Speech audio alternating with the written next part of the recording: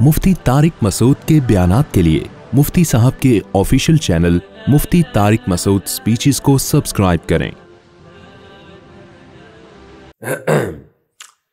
अल्हम्दुलिल्लाहि नहमदुहु व नुसल्ली अला रसूलिहिल करीम अम्मा बाद फ़अऊज़ु बिल्लाहि मिनश शैतानिर रजीम बिस्मिल्लाहिर रहमानिर रहीम शहरु रमज़ान अल्लज़ी उन्ज़िला फ़ीहिल क़ुरआनु हुदल लिन्नासि व बय्यिनातिन मिनल हुदा वल फ़ुरक़ान।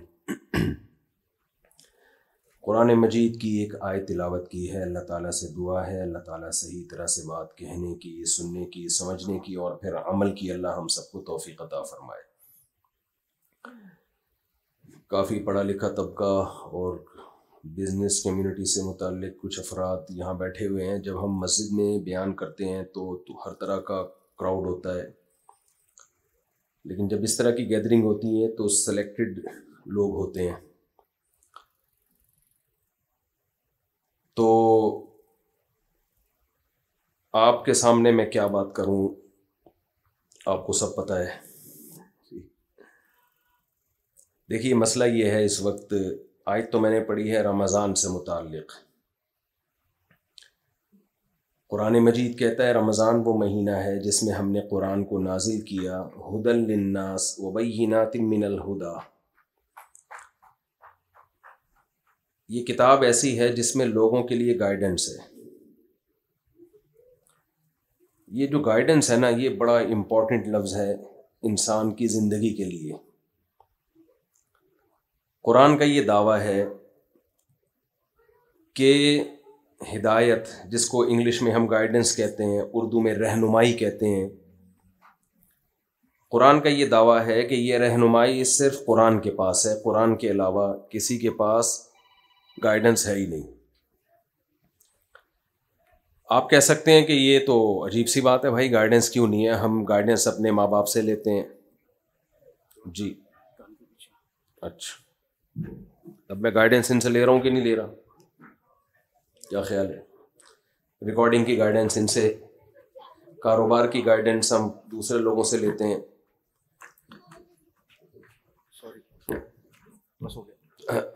और आपकी तबीयत ख़राब हो जाए तो डॉक्टर से आप हिदायत लेते हैं, रहनुमाई लेते हैं। तो हम तो ज़िंदगी के बहुत सारे शोबों में मुख्तलिफ़ किस्म के लोगों से गाइडेंस लेते रहते हैं। कुरान कह रहा है कि गाइडेंस सिर्फ किसके पास है? कुरान के पास है। तो अजीब सी बात हुई, समझ में आने वाली बात तो बज़ाहिर ना हुई है। बज़ाहिर मैंने सोच समझ के लगाया, इसलिए कि अगर बज़ाहिर के बग़ैर कह देता कि समझ में आने वाली बात ना हुई तो क्लिप चल जाता और गुस्ताखे और तौहीन कुरान का केस चल के फांसी हो जाती। समझ रहे हैं कि नहीं समझ रहे कि मुफ्ती साहब ने कह दिया कि ये तो गलत मालूम हो रहा है। तो ये पाकिस्तान में इस वक्त मज़हब का ये हिस्सा रह गया हमारे सामने। समझ रहे हैं, मज़हब इस चीज़ का नाम है, उड़ा दो फोड़ दो, कोई पत्थर से ना मारे मेरे दीवाने को, बम का ज़माना है उड़ा दो साले को। सुना होगा ना आपने, कोई हुस्न हाजिर है मोहब्बत की सज़ा पाने को। असल में यूं था, मेरी आदत है चुटकुलों की, मैं बाज नहीं आता। महबूबा ने कहा था पुराने ज़माने में कि भाई मेरे हुस्न की वजह से ये मुझ पे आशिक हुआ है तो सज़ा मुझे मिलनी चाहिए, इस बेचारे को क्यों मार रहे हो? भाई ये ई को ख़त्म करें, जैसे नॉर्मल आवाज़ है ना वही रखें।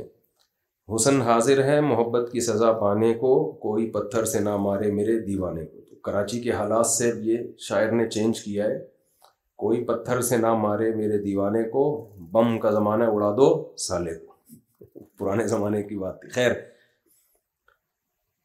तो भाई हम तो मुख्तलिफ़ ज़िंदगी के शोबों में हिदायत हम लेते रहते हैं, लेकिन कुरान कह रहा है कि हिदायत और गाइडेंस सिर्फ किसके पास है? कुरान के पास। लेकिन सवाल पैदा होता है, बज़ाहिर कुरान में तो कोई गाइडेंस है ही नहीं। आपका गला ख़राब हो, कुरान से गाइडेंस मिलेगी कैसे ठीक करना है? जवाब, अगर आप अभी तो ठीक है ना, गला ख़राब तो नहीं है, तो जवाब दे दें मुझे। भाई सबका गला ख़राब है तो जवाब ना दें, अगर गला सही है तो जवाब दे दें। हमें कुरान से पता चलता है गला कैसे ठीक होता है? नहीं। अगर कुरान से पता चलता होता गला कैसे ठीक होता है तो मेडिकल कॉलेजेस में कुरान पढ़ाया जाता। क्या ख्याल है? ENT स्पेशलिस्ट बैठे हुए हैं ना, कहाँ गए वो? وہ کھڑے میں کہاں چلے گئے. تو آپ کے کڈنی میں کوئی مسئلہ ہے, کڈنی کو کیسے ٹھیک رکھنا ہے, ہم نے یہ گائیڈنس ہمیں ملتی ہے قرآن سے؟ نہیں ملتی. اگر ملتی تو گورا اپنی یونیورسٹیوں میں کیا پڑھاتا؟ قرآن پڑھاتا. پیسے آپ نے کیسے کمانے ہیں, یہ گائیڈنس ہمیں ملتی ہے قرآن سے؟ نہیں مل رہی بھائی ہمیں. اس کے لیے آپ کو تاجروں کے پاس اپنے بچوں کو بٹھاتے ہو. کبھی بھی بزنس سیکھنے کے لیے بچوں کو قاریوں کے پاس نہیں بٹھایا جاتا, مولاناؤں کے پاس بھی نہیں بٹھایا جاتا. لوگ مجھ سے پوچھ رہے ہوتے ہیں مفتی صاحب بزنس کا طریقہ بتا دیں, تو میں کہتا ہوں بھائی میں کوئی طریقہ بتا دیتا تو میں خود نہیں کر لیتا. ہم تو خود دوسروں پہ اعتماد کرتے ہیں بزنس کے معاملے میں. ہاں یہ ضرور بتا دیتا ہوں کہ کروڑوں میں کوئی ایک آدھ ہوتا ہے جس پہ اعتماد کیا جا سکے. تو ہم تو دیکھتے ہیں کہ ہمیں قرآن سے نہیں پتہ چل رہا بھائی. پیٹ خراب ہو جائے تو یہ گائیڈنس ہمیں نہیں مل رہی, سر میں درد ہو تو یہ گائیڈنس ہمیں نہیں مل رہی, بائک چلانے کا طریقہ نہیں مل رہا, گاڑی خراب ہو جائے تو انجن ٹھیک کرنے. تو قرآن کہہ رہا ہے گائیڈنس کس کے پاس ہے؟ قرآن کے پاس ہے. تو عجیب سی بات لگ رہی ہے یہ. دیکھیں گائیڈنس دو طرح کی ہوتی ہے. ہدایت یا گائیڈنس جسے ہم کہتے ہیں, جو ہماری زندگی کے سب سے امپورٹنٹ سوالات ہیں نا, جو ہمیشہ سے انسان حل کرنے میں لگا ہوا ہے, اس سوال کا جواب قرآن کہتا ہے میرے سوا کسی کے پاس نہیں ہے. میں سمجھا پا رہا ہوں اپنی بات؟ دیکھیں جب بھی ہم بلوغت کی دہلیز پہ قدم رکھتے ہیں, دماغ استعمال کرنا شروع کرتے ہیں, ایک سوال ہمیں بار بار کلک کرتا ہے لیکن ہم اس کو کچل دیتے ہیں, کہتے ہیں چھوڑو یار اس بحث میں نہیں پڑو. وہ سوال یہ کہ ہم کیوں ہیں, یہ سب کیوں سجایا گیا, یہ گلشن, یہ انسان کو کیوں بنایا گیا, یہ کائنات کو کیوں ڈیزائن کیا گیا, یہ کیوں زمین سورج کے گرد گھوم رہی ہے, پھر سورج کہیں اور زمین کو لے کے گھوم رہا ہے, پھر یہ درخت, یہ پودے, یہ تتلیاں, یہ شیر, یہ چیتے, یہ لومڑیاں, یہ ظلم, یہ عدل, یہ رحم, یہ سخت دلی, سب چیزیں دنیا میں مکس چل رہی ہیں کہ نہیں چل رہی ہیں. تو یہ سب ہے کیوں, اس کی ریزن کیا ہے؟ ہماری زندگی کا سب سے امپورٹنٹ سوال یہ ہے جسے ہم سائڈ پہ رکھ کے اپنی زندگی گزارتے ہیں. سائڈ پہ رکھنا اس لیے ضروری ہے کہ لائف کو انجوائے پوری طریقے سے انسان جب ہی کر سکتا ہے جب اس سوال میں پڑھنے کی ٹینشن نہ لے. وہ اگر آپ اس سوال کے جواب میں پڑھنے کی ٹینشن لیں گے تو بہت ساری پیچیدگیاں پھر زندگی میں کھڑی ہو جائیں گی کہ ہم کیوں ہیں. یہ سوال جو ہے نا, میں آسان سی مثال سے بات سمجھاتا ہوں. آپ کو کسی کمپنی نے پروجیکٹ دے کے امریکہ بھیجا بزنس کلاس میں, اس میں کچھ ڈاکٹرز بھی تھے, کچھ انجینئرز تھے, وہاں ایک بلڈنگ بنانی تھی. ڈاکٹروں کا کام یہ تھا کہ یہاں جو بیمار ہو جائیں گے تو وہی ٹھیک کرنا ہے آپ نے ان کو. جو سول انجینئر تھے میپ بنانا ہے, کچھ دوسرے انجینئر تھے انہوں نے یہ کرنا ہے وہ کرنا ہے. پورا پروجیکٹ دے کے پوری تیاری کر کے اور پیسے ویسے بھی آپ کی پینٹ میں ڈال دیے کہ وہاں کھاؤ پیو, کوئی ٹینشن نہ ہو. کام آپ کا کیا ہوگا, یہ پروجیکٹ ہمیں 1 سال میں کمپلیٹ کرنا ہے. اب آپ گئے امریکہ گئے تو ایک الگ دنیا نظر آئی, وہاں نائٹ کلب بھی, وہاں شراب, یہاں پھر بھی انسان چھپ چھپا کے جا رہا ہوتا ہے. میں افریقہ میں نے نائٹ کلب دیکھے تو میں نے کہا ان سے تو ہمارے چائے کے ہوٹل اچھے ہیں. غریب ملکوں میں بھی نائٹ کلب بنائے ہوئے ان لوگوں نے, یعنی غیر مسلموں میں تو نائٹ کلب لازمی ہے لیکن غریبوں والے نائٹ کلب ہیں. تو جہاں اسلام نہیں ہوگا تو نائٹ کلب زندگی کا حصہ, شراب کباب, کیونکہ پھر لائف کا مقصد انجوائمنٹ کے بغیر کچھ بچتا نہیں ہے. تو اب آپ وہاں گئے, آپ نے ایک عجیب دنیا دیکھی. یار یہ تو علی رنگینی ہے, یہاں تو شراب بھی ہے, زنا بھی ہے, عیاشی بھی ہے, کوئی ٹینشن نہیں ہے. جیسے بچے بگڑ جاتے ہیں نا باہر ملکوں میں, ابا پیسے دے کے بھیجتے ہیں یونیورسٹی میں پڑھ لینا, اتنے سیمسٹر کی فیس میں دے چکا ہوں. بچہ وہاں جا کے عیاشیوں, کئی بچے ہم نے دیکھے ہیں بگڑے ہیں وہاں جا کے, ابا نے پڑھائی کے لیے بھیجا, وہ پڑھائی کے علاوہ دوسرے کاموں میں لگ گئے. اب جب ان کو کوئی بار بار یاد دلائے گا کہ بیٹا تم یہاں آئے نہیں ہو, تمہیں یہاں بھیجا گیا ہے, کتنے پروٹوکول کے ساتھ بھیجا ہے, ورنہ پاکستان میں لوگ ترس رہے ہیں باہر بھاگنے کے لیے, تمہیں کمپنی نے بھیجا تو تم سوچتے نہیں ہو کہ تمہیں کیوں بھیجا گیا ہے. اب مجھے ایک بات بتائیے, عیاشی کس میں, سوچنے میں ہے یا نہ سوچنے میں؟ نہ سوچنے میں مزے آ, چھوڑا یار دیکھیں گے, دیکھا جائے. سوچنے میں تو ٹینشن ہے, کیوں بھیجا, مقصد کیا تھا, باؤنڈ ہو جاؤ گے آپ. انسان کی عادت یہ ہے کہ وہ خواہشات کو ہمیشہ ترجیح دیتا ہے. بہت کم لوگ ہوتے ہیں جو عقل کو سامنے رکھ کے زندگی گزارتے ہیں. ہم جب سے بالغ ہوتے ہیں نا, ہماری عقل اور دل کی خواہشات, ان کا ہمیشہ جھگڑا اور پھڈا ہی رہتا ہے. عقل کیا کہتی ہے, سگریٹ پیو کہ نہیں پیو, نہ پیو. لیکن دنیا میں کروڑوں لوگ ہیں جو سگریٹ پیتے ہیں. عقل کا کیا کہتی ہے, شراب ہونی چاہیے سوسائٹی میں کہ نہیں ہونی چاہیے. نہیں, باہر ملکوں میں آپ دیکھیں, وہاں جو ایکسیڈنٹ ہوتے ہیں وہ اکثر شراب پی کے ہی ہوتے ہیں. لیکن دل کیا کہتا ہے, بھائی یہ سب چیزیں لیگل ہونی چاہیے. بہت ساری مثالیں ہیں. عقل کیا کہتی ہے, جس ماں باپ اور ماں نے تمہیں پالا تو بڑھاپے میں ان کو پالو یا اولڈ ہاؤس میں جمع کرا دو. جواب دینا, پالو نا. لیکن دل کیا کہتا ہے, گوروں کا دل. ہم تو کلچر کے میں باؤنڈ ہوئے ہیں نا تھوڑے سے اب, ورنہ یہاں بھی دل یہی لوگوں کا کر رہا ہوتا ہے کہ ابا اولڈ ہاؤس میں ہی رہیں تو زیادہ اچھا. ان کا تو کلچر نہیں ہے تو وہ فوراً کہاں لے جاتے ہیں اس کو, ابا اماں کو اولڈ ہاؤس میں. تو پوری زندگی ہماری عقل اور دل کے جھگڑوں میں گزرتی ہے. اس وجہ سے ہم خواہشات کو جب غالب رکھتے ہیں تو ہم یہ سوچتے ہی نہیں ہیں کہ ہم کیوں ہیں, ہم کیوں ہیں. قرآن کا یہ دعویٰ ہے کہ انسان کیوں ہے, اس سوال کا جواب صرف کس کے پاس ہے, قرآن کے پاس. اور اللہ کہتا ہے یہ میرے علاوہ کسی کے پاس جواب ہو بھی نہیں سکتا, کیونکہ بھیجا میں نے ہے. کمپنی جس نے آپ کو بھیجا ہو کسی پروجیکٹ کو دے کر, وہ کمپنی یاد دلائے گی کہ تو پیڑے کھا رہا ہے وہاں بیٹھ کے, بزنس کلاس میں ہم نے تمہیں بھیجا, وہاں تمہیں پروجیکٹ دے کے بھیجا, تم عیاشیوں میں لگ گئے. تو یہ بار بار یہ ٹینشن کس کو ہوگی, کمپنی کو ہوگی, آپ کو تھوڑی ہوگی. جس نے بھیجا ہے یہ ٹینشن اس کی ہے, وہ یاد دلائے گی کمپنی. آپ کے ابا نے آپ کو پڑھائی کے لیے بھیجا, آپ کا ٹکٹ کروایا, آپ کو بھاری بھرکم فیسیں بھری اور مستقبل کی امید پہ بیٹھ گئے کہ میرا بچہ پڑھ کر آئے گا تو یہ کرے گا وہ کرے گا. تو وہاں دوست آپ کو یاد دلائیں نہ دلائیں, ابا فون کر کر کے یاد دلائے گا. تو جو بھیجتا ہے نا, یہ اس کے ذمہ ہوتا ہے کہ وہ بتائے کہ میں نے کیوں بھیجا. تبھی ماضی میں وہ نعرہ لگا تھا نا, مجھے کیوں نکالا. تو میں جواب میں کہتا بھائی جس نے نکالا ہے اس سے پوچھو.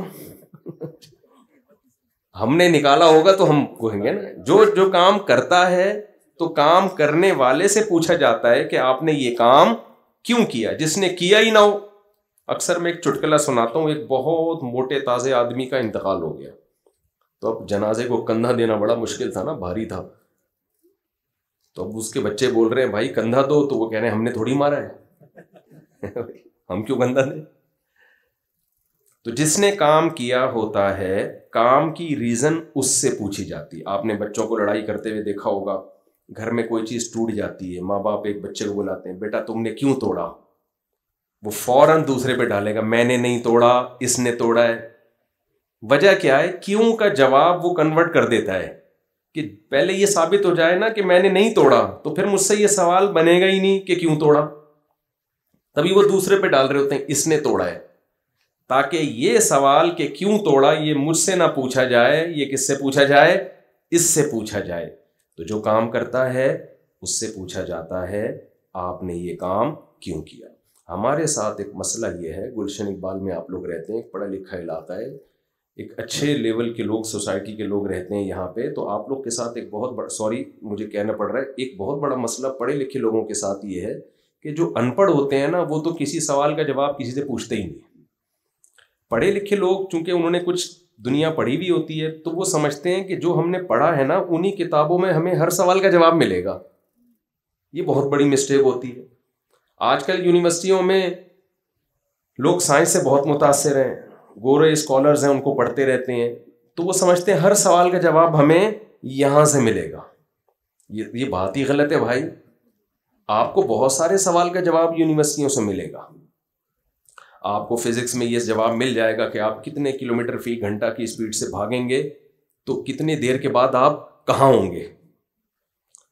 یہ اس سوال کا جواب آپ کو ملے. کون سے کیمیکل کو کون سے کیمیکل سے ملائیں گے تو کیا بنے گا, اس کا جواب آپ کو سائنسدان دیں گے. کیمسٹری کے جو سائنٹسٹ ہیں وہ آپ کو دیں گے. آپ کے پیٹ میں درد ہو تو کس قسم کا درد ہو تو کون سی دوا کھانے سے آپ کا وہ درد ٹھیک ہوگا, اس سوال کا جواب آپ کو سائنٹسٹ دیں گے. جو میڈیکل سائنس سے متعلق ہیں وہ جواب دیں گے. لیکن میرے بھائی ہم کیوں ہیں, یہ کائنات کیوں بنی ہے, تو یہ سائنسدانوں نے بنائی نہیں ہے, نہ ہمیں سائنسدانوں نے بنایا ہے, نہ اس کائنات کو سائنسدانوں نے بنایا ہے. سائنسدان یہ بتا سکتے ہیں کہ کیسے بنی ہے. دھماکہ ہوا تھا اور ڈھن ڈھن کر کے یوں ہو گیا تھا, بن گئی تھی.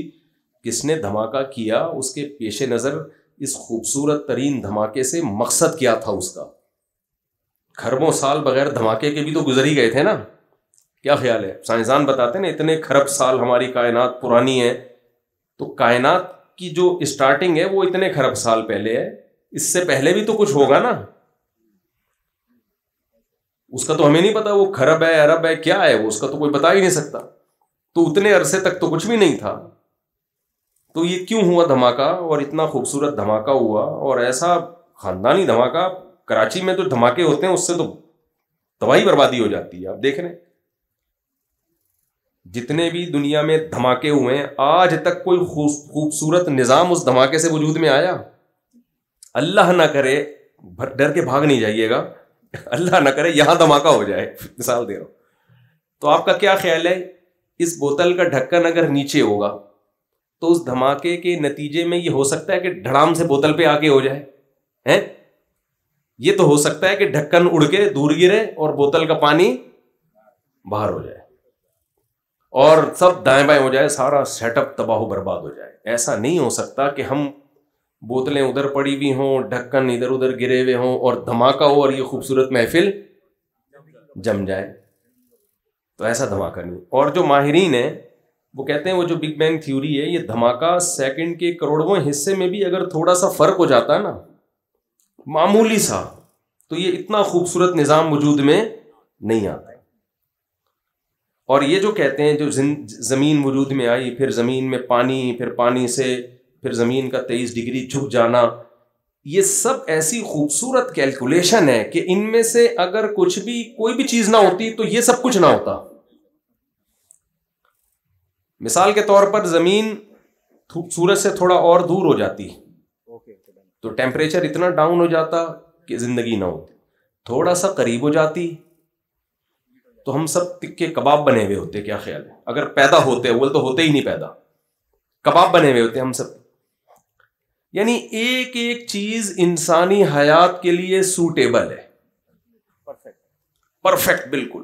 پانی بھی, آکسیجن بھی, ٹیمپریچر بھی, پھر گریوٹی بھی, پھر چاند بھی. اگر چاند نہ ہوتا تو بھی بہت زمین آڑی ترچھی ہو جاتی ہے ہماری. 2 چاند ہوتے تو وہ زیادہ مسئلہ ہو زمین کو, یہ جیسے کسی کی جڑواں بچے ہو جائیں نا, بچے سنبھالنے کا تجربہ نہ ہو اور جڑواں ہو جائے. تو اتنی بہترین کیلکولیشن, اتنی بہترین کیلکولیشن جو زندگی کے لیے ضروری تھی. اچھا, میں نے ایک دفعہ اس پہ بیان کیا کہ بھائی دیکھو یہ کچھ نہ ہوتا تو زندگی نہ ہوتی. تو ایک ایتھیسٹ نے اس پہ اعتراض کیا, بھائی ہم نہیں ہوتے کوئی اور مخلوق ہوتی, ہم نہیں ہوتے تو ایسی مخلوق ہوتی جو کچھ اور ہوتی. بھائی تو پھر ہے کیوں نہیں, کسی اور سیارے پہ ایسی کوئی مخلوق ہے کیوں نہیں؟ یعنی ان کا مقصد یہ تھا کہ یہ انسان کے لحاظ سے یہ سب انوائرمنٹ نہیں بنی ہے, انوائرمنٹ کی وجہ سے انسان بنا ہے. یعنی یہ والی انوائرمنٹ نہ ہوتی تو کوئی اور مخلوق بن جاتی. ایسا نہیں ہے. وَجَعَلْنَا مِنَ الْمَاءِ كُلَّ شَيْءٍ حَيٍّ, قرآن کہتے ہیں ہم نے ہر جاندار چیز کو کس سے بنایا؟ پانی سے. تو پانی سے ہر جاندار چیز کو ہم نے بنایا ہے. تو یہ انوائرمنٹ حیات کے لیے ضروری نہیں, انتہائی ضروری تھی. یہ کیلکولیشن آٹومیٹیکلی کسی حادثے کا نتیجہ بولیں نہیں ہو سکتی. پھر کتنی چیزوں کو آپ حسن اتفاق سے مانو گے. ہم کہتے ہیں نا بھائی حسن اتفاق ہے, کیسا ہو گیا, یوں ایک سیل بنا, پھر یہ ہوا, پھر یہ ہوا, پھر یہ ہوا, وغیرہ وغیرہ. وہ تو پورا لمبا چوڑا سیٹ اپ ہے ان کے پاس. یہ بار بار نہ ہلیں جلیں نہیں, پھر مجھے بہت ڈسٹربنس ہو رہی ہے. ہاں جی جی جی. تو یہ کہتے ہیں نا حسن اتفاق سے یہ سب کچھ ہو گیا. میں اکثر اس کی ایک مثال دیتا ہوں. حسن اتفاق سے یہ تو ہوتا ہے کہ آپ نے کسی سے کروڑوں روپے قرضہ لیا تھا اور بھاگے, آپ جس بس میں چڑھے اتفاق سے وہ بھی اسی بس میں تھا. آپ نے مکان علاقہ چھوڑ کے کہیں اور گئے, پتہ چلا پڑوس میں بھی. یعنی قبح اتفاقات تو بہت ہوتے ہیں, ایسے حسن اتفاق نہیں ہوتے کہ آپ نے کسی سے 1 کروڑ روپے لیے, جیسے ہی لیے اس کا انتقال ہو گیا, وہ آپ کے ہو گئے 1 کروڑ. پھر آپ نے اس سے 1 کروڑ روپے قرضہ لیا, اگلے دن جس سے قرضہ لو ساری دنیا مر جائے گی, وہ نہیں مرتا. وہ نہیں مرے گا. یہ تو خیر ایک سمجھانے کے لیے مثال دے رہا ہوں. تو لا آف چانس, کچھ چیزیں بائی چانس ہو جاتی ہیں نا. تو یہ کیسی بائی چانس کچھ چیزیں ہو گئی ہیں کہ ایک سیل وجود میں آیا جس کی جو ترکیب ہے اتنی پیچیدہ ہے کہ کروڑوں سال میں جا کے اس بات کا سائنسدان کہتے ہیں امکان ہے کہ شاید کوئی ایسا سیل بن جائے, جبکہ بے شمار سائنسدان اس کا انکار کر رہے ہیں کہ خربوں سال میں بھی نہیں بن سکتا. چلو فرض کر لیا اتفاق, حسن اتفاق سے ایک بن گیا. پھر حسن اتفاق سے اس میں ایسے 100 انسٹال ہو گئے کہ وہ 1 کے 2 بھی ہو رہا ہے, 2 کے 4 بھی ہو رہے ہیں. پھر حسن اتفاق سے, اتنی اردو تو آتی ہے نا, حسن تو سمجھتے ہی ہوں گے سب لوگ, اتفاق رہ گیا. تو کہ وہ پانی میں ایک مخلوق وجود میں آ گئی. پھر وہ مخلوق باہر جھانکتی تھی, ایک دن اس نے نکل کے باہر آنا سیکھا تو باہر کے انوائرمنٹ سے متاثر ہوئی, تو باہر کے انوائرمنٹ سے متاثر ہو کر پھر وہ باہر ہی انجوائے کرنے لگی. اس کے سارا باڈی کروڑوں سال میں باہر کے حساب سے ہو گئی. پھر وہ بھائی بس کر دو, نہیں ہو سکتا ایسا, کیسی یہ کیلکولیشن ہے. پھر نر مادہ کیسے بن گئے, مرد اور عورت کیسے بن گئے, اور نر اور مادہ کا ملاپ اولاد پیدا کرنے کے لیے نہیں ہوتا. فطرت نے ان کے دل میں مرد اور عورت میں یا نر اور مادہ میں اٹریکشن کسی اور, ان کا کوئی اور مقصد ہوتا ہے, اس سے ریزلٹ فطرت لے رہی ہوتی ہے گروتھ کا, نسل بڑھانے کا, جو بالکل دونوں ایک دوسرے سے کیا ہیں, ڈفرینٹ ہیں. یعنی کوئی جنگل میں پیدا ہونا اور اس کو بتایا جائے کہ تمہاری جو فیمیل کی طرف رغبت پیدا ہو رہی ہے اس کا ریزلٹ یہ ہوگا کہ نسل بڑھے گی, وہ کبھی بھی نہیں مانے گا اس کو. وہ کہے گا اس کا نسل سے کیا تعلق ہے. لیکن فطرت کیا کرتی ہے, نیچر کیا کرتی ہے, جانوروں میں بھی اس نے یہ جذبہ رکھا کہ اس کا ریزلٹ بالکل ایک ڈیفرنٹ ہے اور ان کا مقصد بالکل ایک الگ مقصد ہوتا ہے, اپنی خواہش بھوک مٹانا ہوتا ہے. اس بھوک کے ذریعے کام کیا ہو رہا ہے, بالکل ایک الگ نسل کی حفاظت کی جا رہی ہے. تو آپ کتنی چیزوں کو اتفاق سے مانو گے بھائی. اور آنکھیں یہاں جڑ گئیں, کان یہاں لگ گئے, زبان یہاں لگ گئی, زبان میں ایسے سینسر کہ آپ 20 ذائقے محسوس کر. میں بار بار ایک چیز بیان میں کہتا ہوں کہ ہمارا دماغ دیکھتا ہے, ہمارا دماغ سنتا ہے, ہمارا دماغ بولتا ہے, ہمارا دماغ سونگھتا ہے, ہمارا دماغ ہر چیز کا احساس دلاتا ہے, لیکن اس کے پاس انسٹرومنٹ نہیں تھے دیکھنے کے لیے. تو قدرت نے دماغ کو 2 ڈیجیٹل کیمرے دے دیے. دیکھنے کا جب تمہارا دل کرے تو تمہیں یہ آلات ہیں.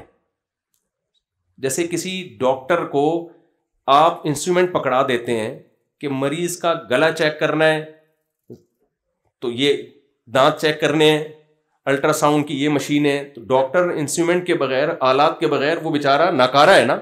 تو ہمارا دماغ جو خود ایک انتہائی پیچیدہ مشین ہے, ڈاکٹر صاحب بیٹھے ہوئے ہیں وہی بتائیں گے کہ اتنی باریک باریک اس میں لائنیں جو بلڈ کو سرکولیٹ کر کے پورے دماغ میں, وہ زمین پہ کہتے ہیں 2-3 دفعہ چکر لگا دو اسے, وہ پورا پائپوں کا گچھا بنا کے کھوپڑی میں فٹ کر دیا ہے. یہ خربوں سال میں بھی بھائی حسن اتفاق سے ایسا نہیں ہو سکتا. تو یہ کیسا کنیکشن ہے اس کا. اس دماغ کو دیکھنے کے لیے کیمرے چاہیے تھے تو قدرت نے 2 کیمرے آپ کی کھوپڑی میں فٹ کر دیے اور ان کے لینس کو ایسے ایڈجسٹ کر دیا, اتنا یعنی 0.1 ملی میٹر بھی اگر دونوں آنکھوں کے فاصلے دائیں بائیں ہو جائیں تو ہمیں صحیح نظر نہیں آئے گا. صحیح نہ, ان کے لینس کی ایڈجسٹمنٹ ایسی بہترین طریقے سے کر دی ہے. 40 سال کے بعد نظر کمزور ہوتی ہے نا, وہ لینس کی ایڈجسٹمنٹ تھوڑی سی آؤٹ ہو جاتی ہے, ذرا سی آؤٹ ہوتی ہے وہ.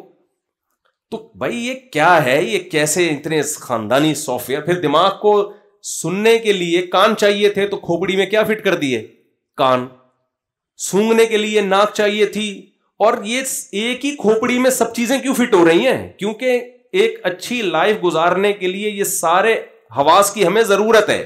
ہمارے دماغ کو ایک ہی ٹائم پہ دیکھنا بھی چاہتا ہے, وہ سننا بھی چاہتا ہے, بولنا بھی چاہتا ہے, سونگنا بھی چاہتا ہے. تو جتنے بھی ضروری آلات تھے وہ سارے دماغ جہاں ہے اسی کے نیچے سارے ایسے فٹ کیے کہ اس کے حسن و جمال میں بھی کوئی گڑبڑ نہ ہو. میں نہیں مانتا یہ حسن اتفاق سے. آپ لوگ اگر مانتے ہیں تو مجھے بتا دیں بھائی, یہ اتفاق سے ایسے اتفاقات بولو نہیں. تو کسی نے کہا ہے نا, حسن اتفاق سے ایسا حسین اتفاق نہیں ہوتا.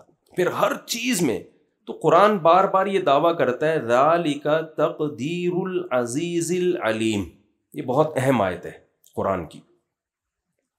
تقدیر عربی میں کسے کہتے ہیں؟ اندازہ, کیلکولیشن, مینجمنٹ. یہ تمام چیزوں پہ تقدیر کا لفظ عربی میں صادق آتا ہے. یعنی جو چیز اتفاق سے ہونا, جو بے تکی ہو, اس کی جو اپوزٹ ہے وہ کیا ہے؟ تقدیر.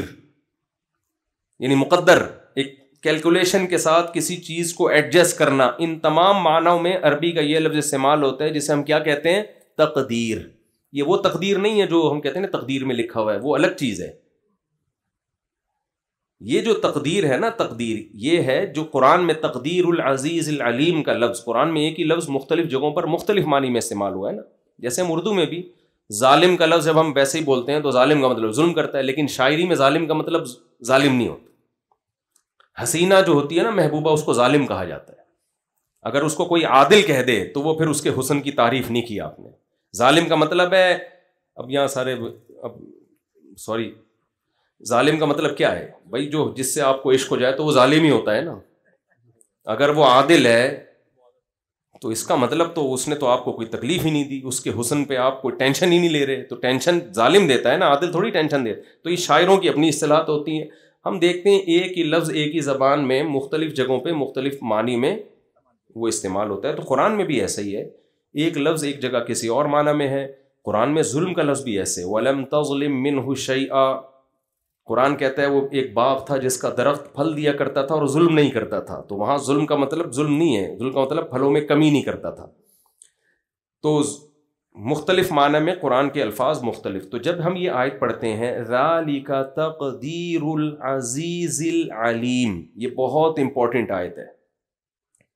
قرآن میں نا سورہ یاسین میں اللہ نے ستاروں سیاروں کا تذکرہ کیا اور کہا للشمس ينبغي لها ان تدرك القمر ولا الليل سابق النهار كل في فلك يسبحون. یہ جتنے ستارے سیارے ہیں آسمان میں ایک مخصوص دائرے میں یسحبون, تیرتے چلے جا رہے ہیں. میں سمجھا پا رہا ہوں اپنی بات؟ یہ جو نظام ہے نا پورا, یہ تیر رہے ہیں. حالانکہ پانی تھوڑی ہے جو تیر رہے ہوں گے. تیرنے کا لفظ اسموتھلی بالکل, یعنی ایسا نہیں ہے کوئی اسپیڈ بریکر آ رہا ہو یا کوئی تھوڑا سا یوں ہل گئے ہوں, آگے ہوائیں تیز آئی ہوں تو یوں ہو گئے ہوں. بالکل جیسے کوئی سوئمر بہترین تیرتا ہوا جا رہا ہوتا ہے, بالکل ایسے ہی یہ سب کے سب ایک مخصوص دائرے میں تیر رہے ہیں.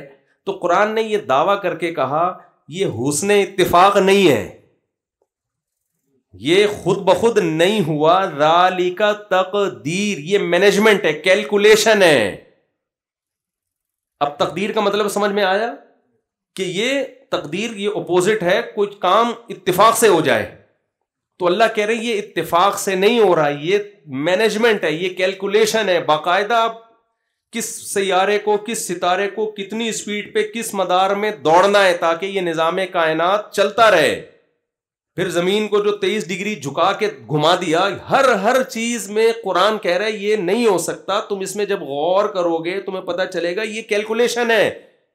اور قرآن پھر آگے یہ دعویٰ کر رہے یہ کیلکولیشن بھی کسی معمولی ذات کی طرف سے نہیں ہے. جب تم اس میں غور کرو گے تمہارے سامنے 3 چیزیں نکل کے آئیں گی. ہم جب کائنات میں غور کرتے ہیں نا تو ہم یہاں تک غور کرتے ہیں کہ یہ بوتل کیسے بنی اور اس پہ ڈھکن کیسے لگا اور اس کے اندر کیا ہے. اس سے آگے نہیں جاتے کہ یار اس کو کس کمپنی نے بنایا. دنیا میں تو ہم چلے جاتے ہیں، یعنی دنیا میں تو ہم چلے جاتے ہیں اس کو کس کمپنی نے بنایا اور کیوں بنایا وغیرہ وغیرہ. لیکن جب ہم اس کائنات میں غور و فکر کرتے ہیں تو کیسے بنی اس میں تو غور ہوتا ہے. بنانے والا کون ہے اور اس کی کیا صفات ہو سکتی ہیں، اس سوال کو ایسے پی جاتے ہیں جیسے آپ دوسری شادی کرتے ہوئے پکڑے جائیں اور بیگم آپ سے پوچھ لے کہ میں نے سنا ہے کہ آپ نے کر لی، تو آپ کی حالت کیا ہوتی ہے؟ آپ کوشش کرو گے ٹاپک چینج ہو،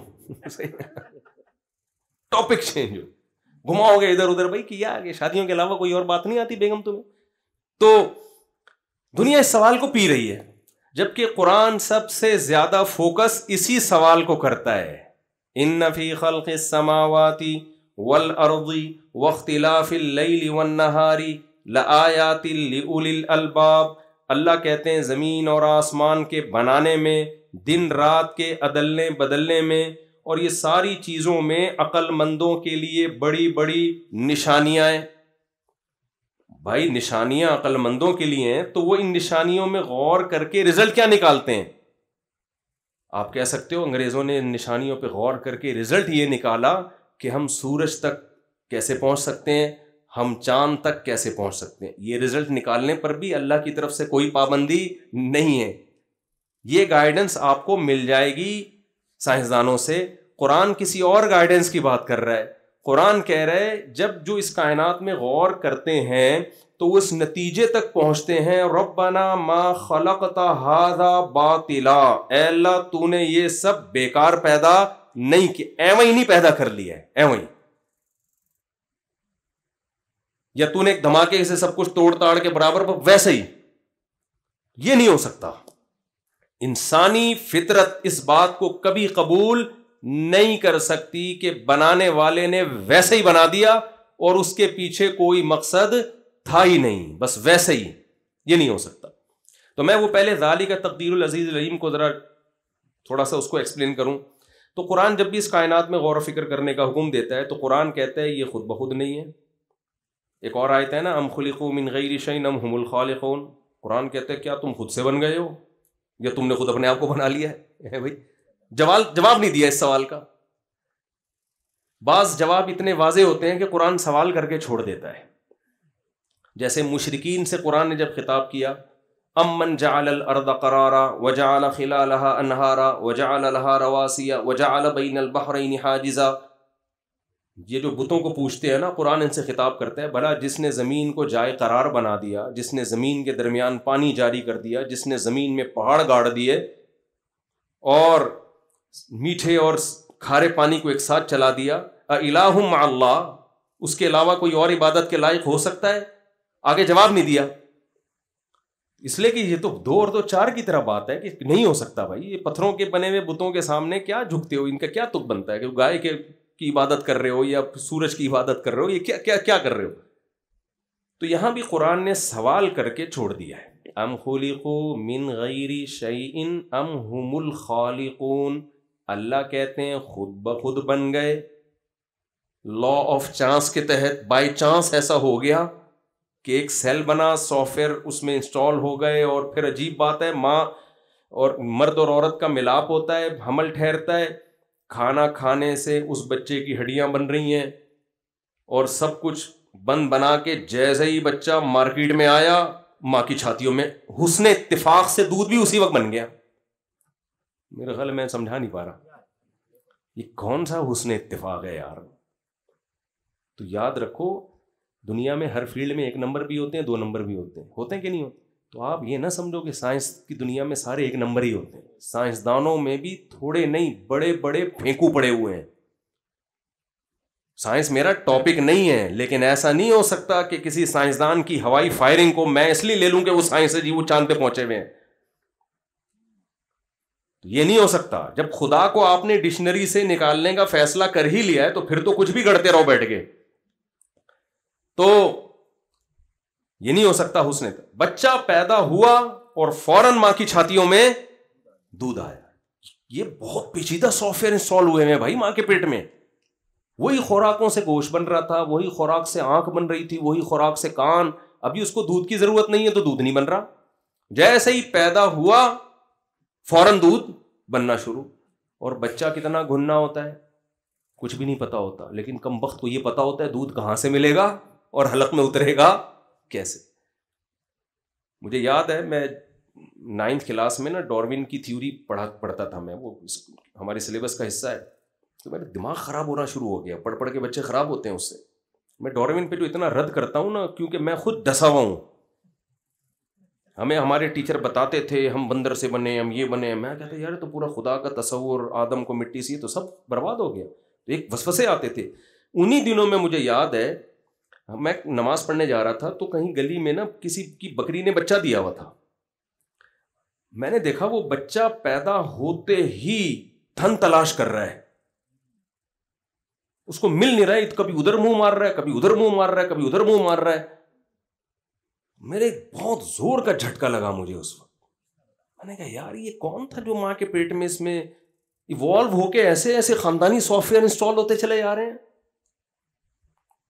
بھائی. اگر یہ ایوالو ہوا بھی ہے تو کوئی ہے جس نے یہ سافٹ ویئر ڈالے ہیں اس کے اندر. یہ کیا ہو رہا ہے کہ پیدا ہوا ہے اور ایسے اچھل کے نا دودھ تلاش کر رہا ہے, حالانکہ اس کا پہلا دن, پہلا گھنٹہ, پہلا سیکنڈ ہے دنیا میں آنے کا. ہارڈ ویئر بنانا آسان ہوتا ہے بھائی, سافٹ ویئر بنانا بہت مشکل. یہ صرف ہارڈ ویئر پر مشتمل نہیں ہے, انسان اور جانور ان کے اندر سافٹ ویئر بھی انسٹال ہوئے ہوئے ہیں. ہارڈ ویئر خود سے نہیں بن سکتا. کھربوں سال میں ایک بے جان تصویر وجود میں نہیں آ سکتی. دیکھنے والی تصویر جو دیکھتی ہو, جو سنتی ہو, جو بولتی ہو, وہ کہاں سے ہو سکتی ہے. تبھی قرآن اپنی قدرت کے جو دلائل دیتے ہیں نا اس میں جوڑوں کا تذکرہ, پیئرنگ کا تذکرہ بہت کرتا ہے قرآن. سورہ یاسین میں آپ دیکھیں سبحان الذی خلق الازواج کلھا, پاک ہے وہ ذات جس نے ہر چیز کو جوڑے جوڑے بنایا ہے. اگر یہ کائنات حسن اتفاق سے وجود میں آتی تو اس میں جوڑے نہ ہوتے. نر مادہ پلس مائنس 4 جو ہمیں ہر چیز میں نظر آتا ہے, اور پھولوں میں نر مادہ پھولوں کا ملاپ, ہر چیز پوری کائنات کی جو کیلکولیشن ہے وہ پازیٹیو اور نیگیٹو پہ ہے. تو اللہ کہتے ہیں یہ نہیں, یہ کیسے ہو سکتا ہے کہ یہ سب آٹومیٹیکلی ہو رہا ہو. تو خیر قرآن نے یہ دعویٰ کیا ذالک تقدیر, یہ کیلکولیشن ہے, حسن اتفاق بولو نہیں. نمبر 2 قرآن کہتے ہیں جس نے کیلکولیشن کی ہے وہ بھی معمولی ذات نہیں ہے. اس میں 2 صفات جو اس کائنات کو دیکھ کے تمہیں پتہ چل جائیں گی. اللہ کے تو 99 نام ہے نا, وہ تو اللہ کے بتانے سے پتہ چلتے ہیں یا بہت ڈیپ میں جا کے غور کرنے سے. 2 چیزیں اس کائنات کو دیکھتے ہی پتہ چل جاتی ہیں کہ جس نے بنایا ہے العزیز, بہت پاورفل ہے, وہ کمزور نہیں ہے. نمبر 2 العلیم, اس کا علم, نالج بہت ہے اس کے پاس. کیونکہ اتنی زبردست کیلکولیشن کے لیے نالج کا ہونا بھی ضروری. بہت سے لوگوں کے پاس نالج ہوتی ہے, طاقت نہیں ہوتی کام کرنے کی. آپ کے پاس نالج ہے کہ 4 ہو جانی چاہیے, کرتا کون ہے؟ نالج لے کے گھوم رہے اور اسی نالج کے ساتھ قبر میں چلے جائیں گے. مجھ سے بوڑھے بوڑھے لوگ ملتے ہیں, کاش مفتی صاحب آپ جوانی میں مل جاتے. میں کہتا ہوں بہت سے جو جوانی میں ملے ہوئے ہیں انہوں نے کون سا تیر مار لیا. پھر خواتین بھی بیان سن رہی ہیں, اس کو مزاح ہی سمجھیں. سیریسلی جب ہم اکیلے ہوں گے پھر اس پہ بات کریں گے, ابھی آپ اس کو مزاح سمجھیں. صرف نالج کا ہونا ضروری نہیں ہے, اور صرف طاقت اور قوت کا ہونا بھی ضروری نہیں ہے. بڑے بڑے طاقتور ہیں, نالج ہی نہیں ہے تو کیا کریں گے. علم اور قدرت, یہ 2 چیزیں ملتی ہیں تو کام ہوتا ہے. تو اللہ کہتے ہیں سورہ یاسین میں ذالک تقدیر العزیز العلیم, اور ایک اور جگہ قرآن نے اس مضمون کو بیان کیا، اللہ الذی خلق سبع سماوات ومن الارض مثلہن، زمین اور آسمان جو اللہ نے بنائے، لتعلموا، تاکہ تمہیں پتہ چل جائے، ان اللہ علی کل شیء قدیر، وہ ہر چیز پر قدرت رکھتا ہے، وان اللہ قد احاط بکل شیء علما، اس کا علم بھی کامل ہے۔ کمزور علم اور کمزور طاقت کے ساتھ یہ کام ہو نہیں سکتا۔ میں سمجھا پا رہا ہوں اپنی بات؟ تو اب میں آپ سے یہ عرض کر رہا ہوں کہ جس نے اس کائنات کو بنایا ہے وہ ہمیں یہ نہیں بتائے گا کہ کھاتے کیسے ہیں، وہ تو اس نے سافٹ ویئر انسٹال کر دی، کھاتے کیسے ہیں یہ تم پیدا ہوتے ہی پتہ چل جاتا ہے، دودھ کہاں سے ملے گا، حلق میں کیسے اترے گا۔ ڈاکٹر صاحب بیٹھے ہوئے ہیں بہت معذرت کے ساتھ، تبھی میں لوگوں سے کہتا ہوں کہ ہر چیز میں ڈاکٹروں کو نہ گھسنے دو، کچھ چیزیں فطرت نے ہمیں ویسے ہی بتا دی ہیں۔ آج کل ایک بڑا چرچا چل رہا ہے 24 گلاس پانی پینے چاہیے، اس لوگوں کو بھائی میں کہتا ہوں یہ پانی کتنا پینا ہے یہ ضروری چیزیں فطرت نے ڈاکٹروں پہ نہیں رکھی ہیں، تو آدم علیہ السلام کے زمانے سے پینا پڑ رہا ہے نا، یہ چیزیں فطرت ہمیں خود سکھا دیتی ہے، بلا وجہ کیوں پانی کے گلاس چڑھا کے بیڑا غرق کر رہے ہو اپنا؟ سوری کوئی ڈاکٹر صاحب اختلاف کریں مجھ سے، ہاں کوئی بیماری ہو تو ایک الگ بات ہے، نارمل آدمی بھائی جب پانی کی ضرورت ہوگی فطرت خود بتائے گی۔ اسی میں ایک اور چیز ایڈ کر رہا ہوں میں، موضوع نہیں ہے میرا، شادی کب کرنی ہے یہ بھی ڈاکٹر سے نہیں پوچھو آپ، یہ بھی بہت بڑا مسئلہ۔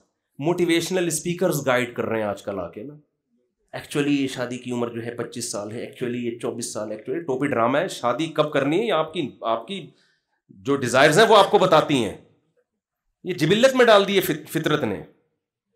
جس عمر میں جانوروں کی شادی ہوتی ہے نا اسی میں انسانوں کی بھی شادی ہونی چاہیے، جانور بالغ ہوتے ہی اس کی شادی ہو جاتی ہے، تو یہ بھی انسان کے لیے بھی یہی ہے۔ یہ بیکار باتیں اتنے سال میں اور اتنے سال میں، اور یہ ہم چونکہ انگریزوں کو فالو کرتے ہیں، ان کے پاس گائیڈنس نہیں ہے تو وہ فطرت سے ہٹ گئے، تو ہم ان کو دیکھ کے ہم بھی نیچر سے بغاوت کر رہے ہیں، اور ہم سمجھ رہے ہیں وہ فطرت سے بغاوت کر کے چاند پہ پہنچے ہیں۔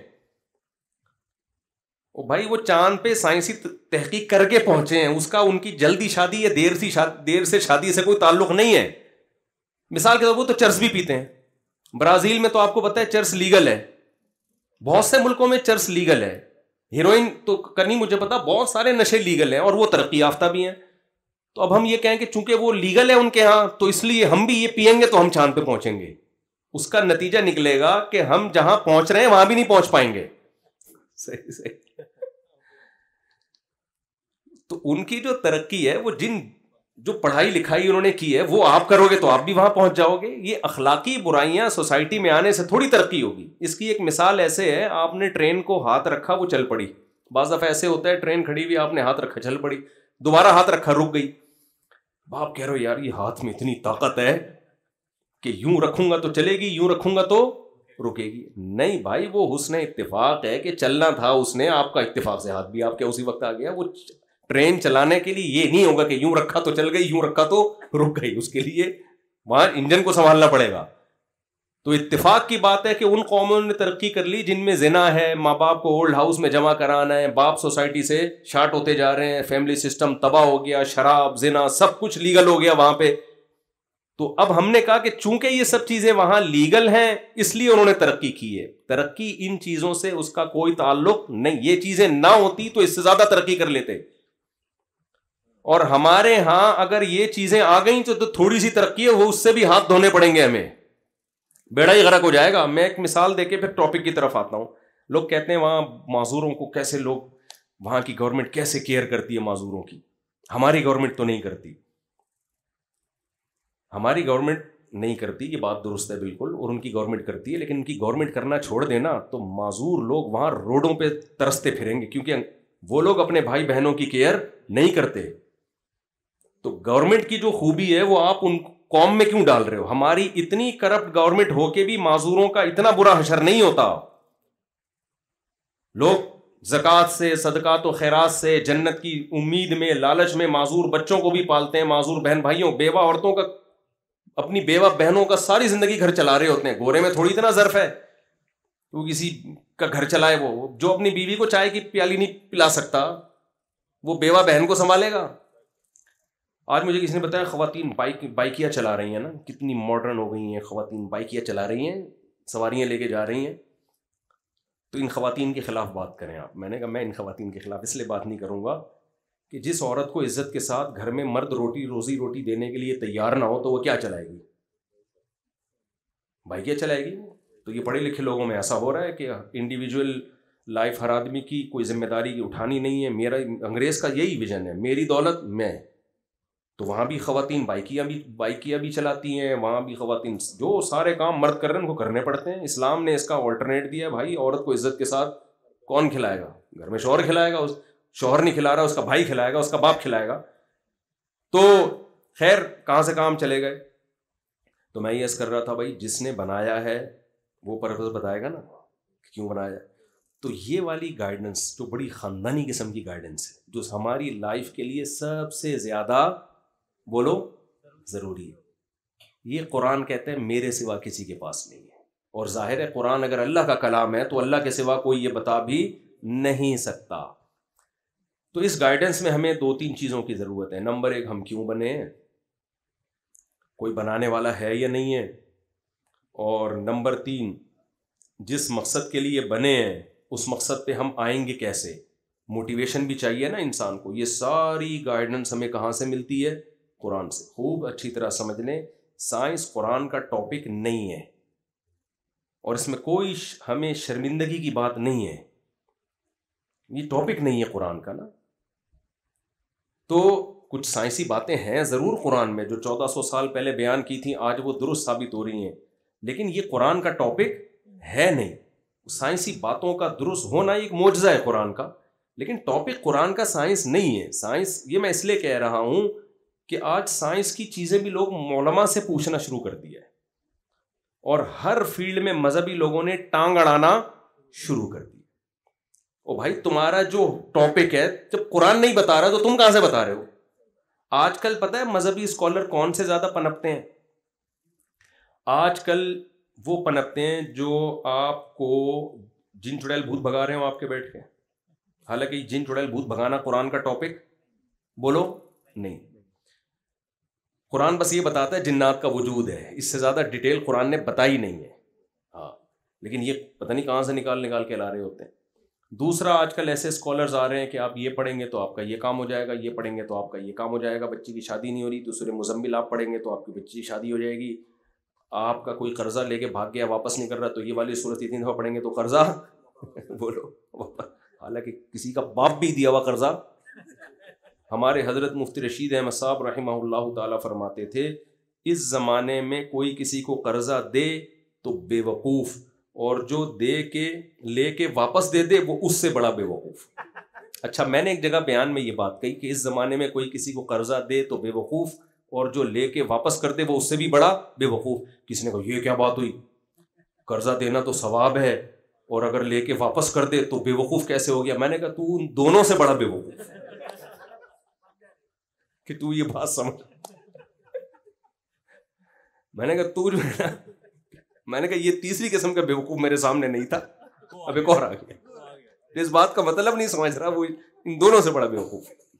تو خیر, تو یہ جو ہمیں گائیڈنس ملتی ہے نا, گائیڈنس یہ صرف قرآن کے پاس ہے, تورات کے پاس بھی ہے, انجیل کے بھی, لیکن وہ تحریف شدہ کتابیں ہیں. اللہ نے اس دنیا کو کبھی بھی ہدایت کے بغیر رکھا نہیں ہے. تبھی قرآن کہتا ہے پہلا انسان ہی پیغمبر تھے تاکہ انسان پر حجت تمام ہو. کوئی یہ نہ کہہ سکے مجھے ہدایت نہیں ملی ہے. تو اللہ نے پہلا انسان ہی, اگر پہلا انسان پیغمبر نہ ہوتا تو وہ کہتا میں کہاں سے ہدایت لیتا. تو پہلا انسان ہی اللہ نے کس کو بنایا؟ پیغمبر کو. اور پھر ان کی نسلوں میں پیغمبر در پیغمبر اللہ کہتے ہیں بے شمار. اور صرف اللہ ہی نہیں کہتے, تو ہسٹری بھی کہتی ہے. آج دنیا میں یہودی, عیسائی اور مسلم ان تینوں کو ملایا جائے تو دنیا کی سب سے بڑی آبادی یہی ہے, باقی بہت تھوڑے رہ جاتے ہیں.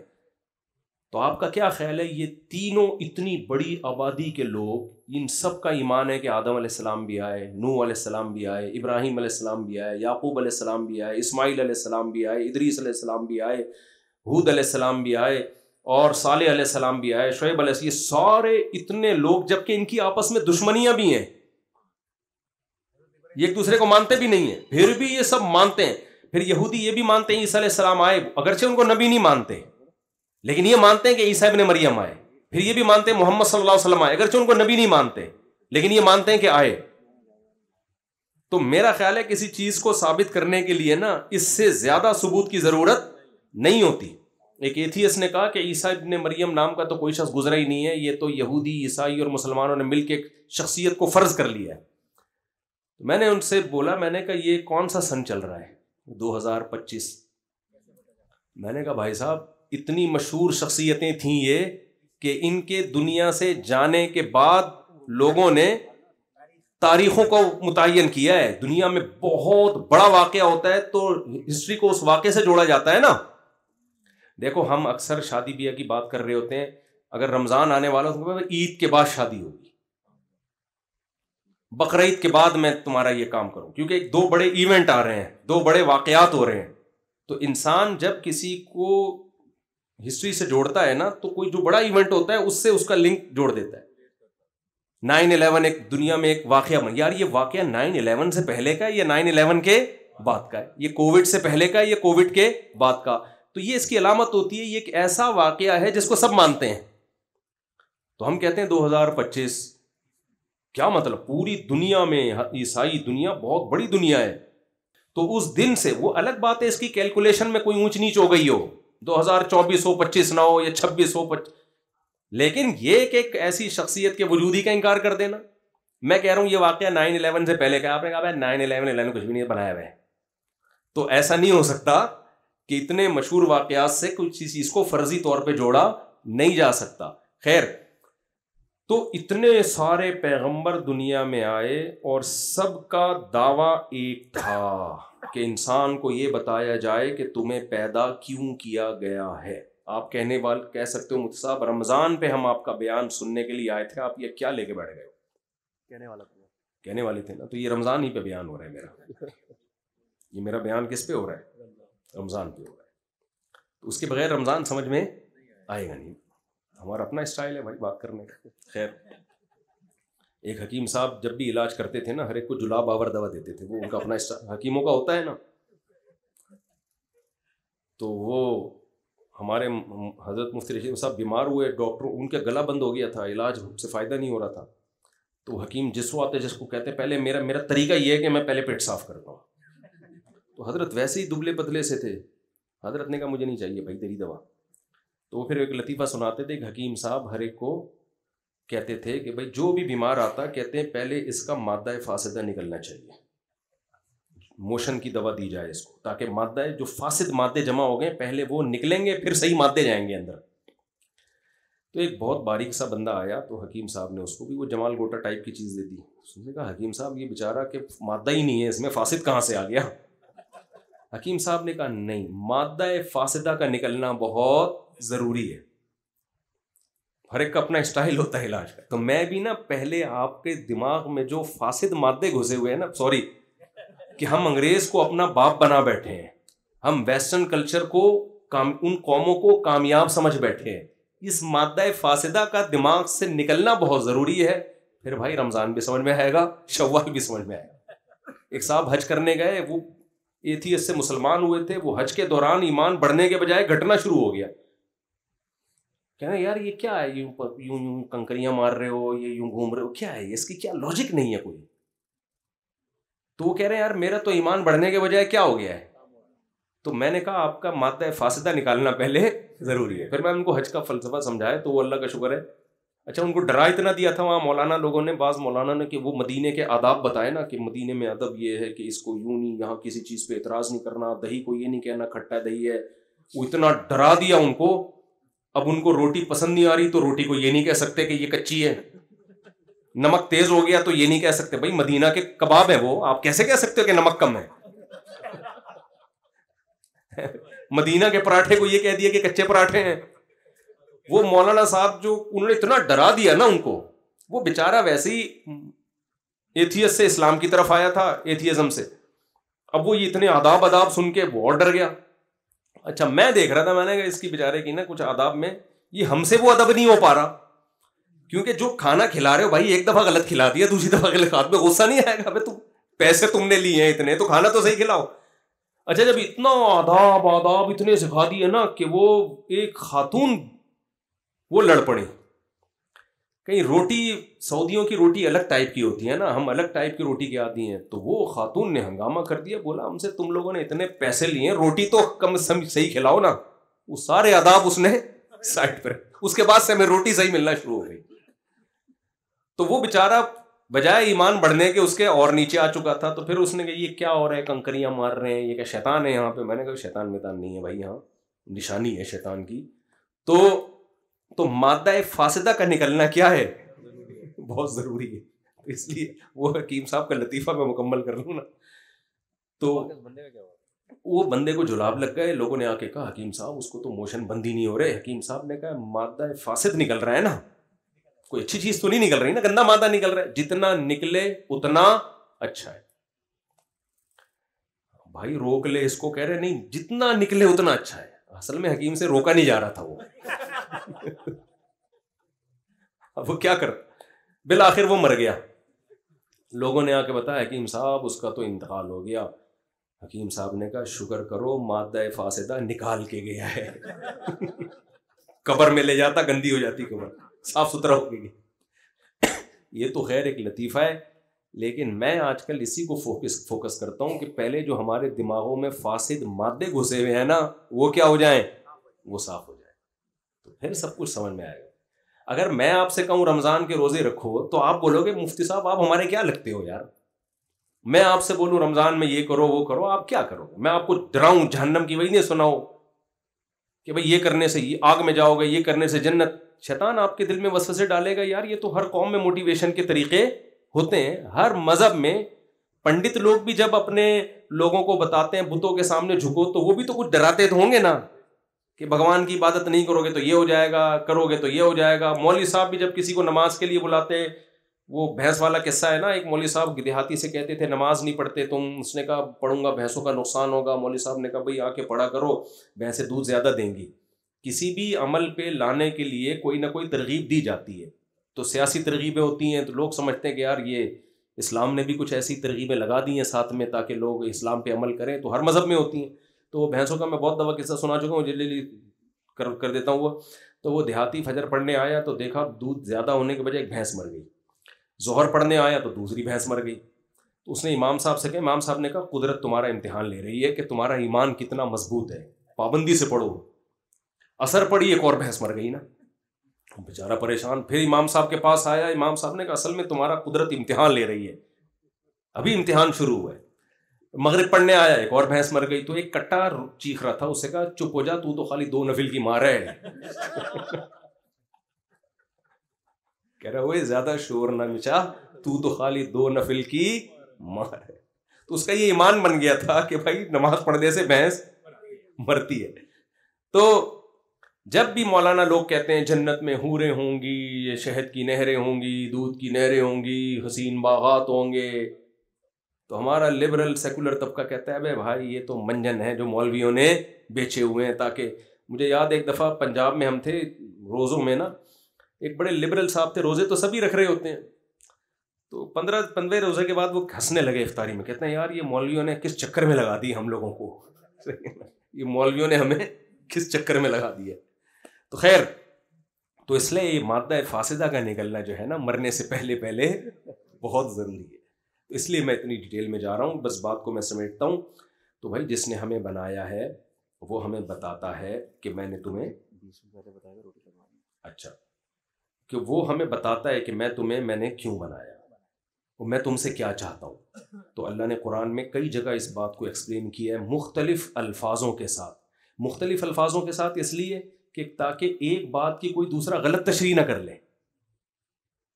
اس لیے ایک جگہ کسی اور الفاظ, ایک جگہ کسی اور الفاظ, ایک جگہ کسی اور الفاظ. مثال کے طور پر قرآن نے کہا وما خلقت الجن والانس الا لیعبدون, میں نے انسان اور جنات کو اپنی عبادت کے لیے بنایا. اب اس کی غلط تشریح بھی ہو سکتی تھی, عبادت کا مطلب بس صبح شام نماز روزے میں رہو. جیسے پنڈت لوگ دیکھے ہیں نا آپ نے, وہ کہتے ہیں بھائی بالکل ہم ننگ دھڑنگ ہو کے نکل جاتے ہیں. یا پادریوں نے رہبانیت کو ایک فرض کیا ہوا تھا, تو اللہ نے دوسری جگہ ایکسپلین کر دیا کہ عبادت کا مطلب کیا ہے.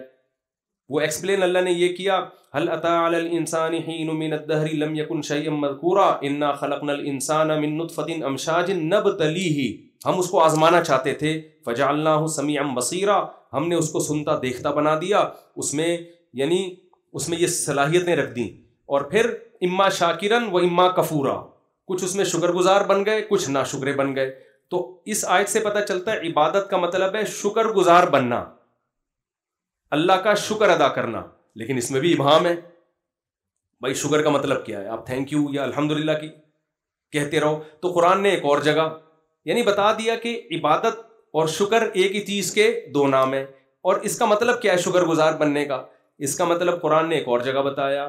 قرآن کہتا ہے تبارک الذی بیدہ الملک وہو علی کل شیء قدیر الذی خلق الموت والحیات لیبلوکم, اس نے موت زندگی کو پیدا کیا تاکہ وہ تمہیں آزمائے.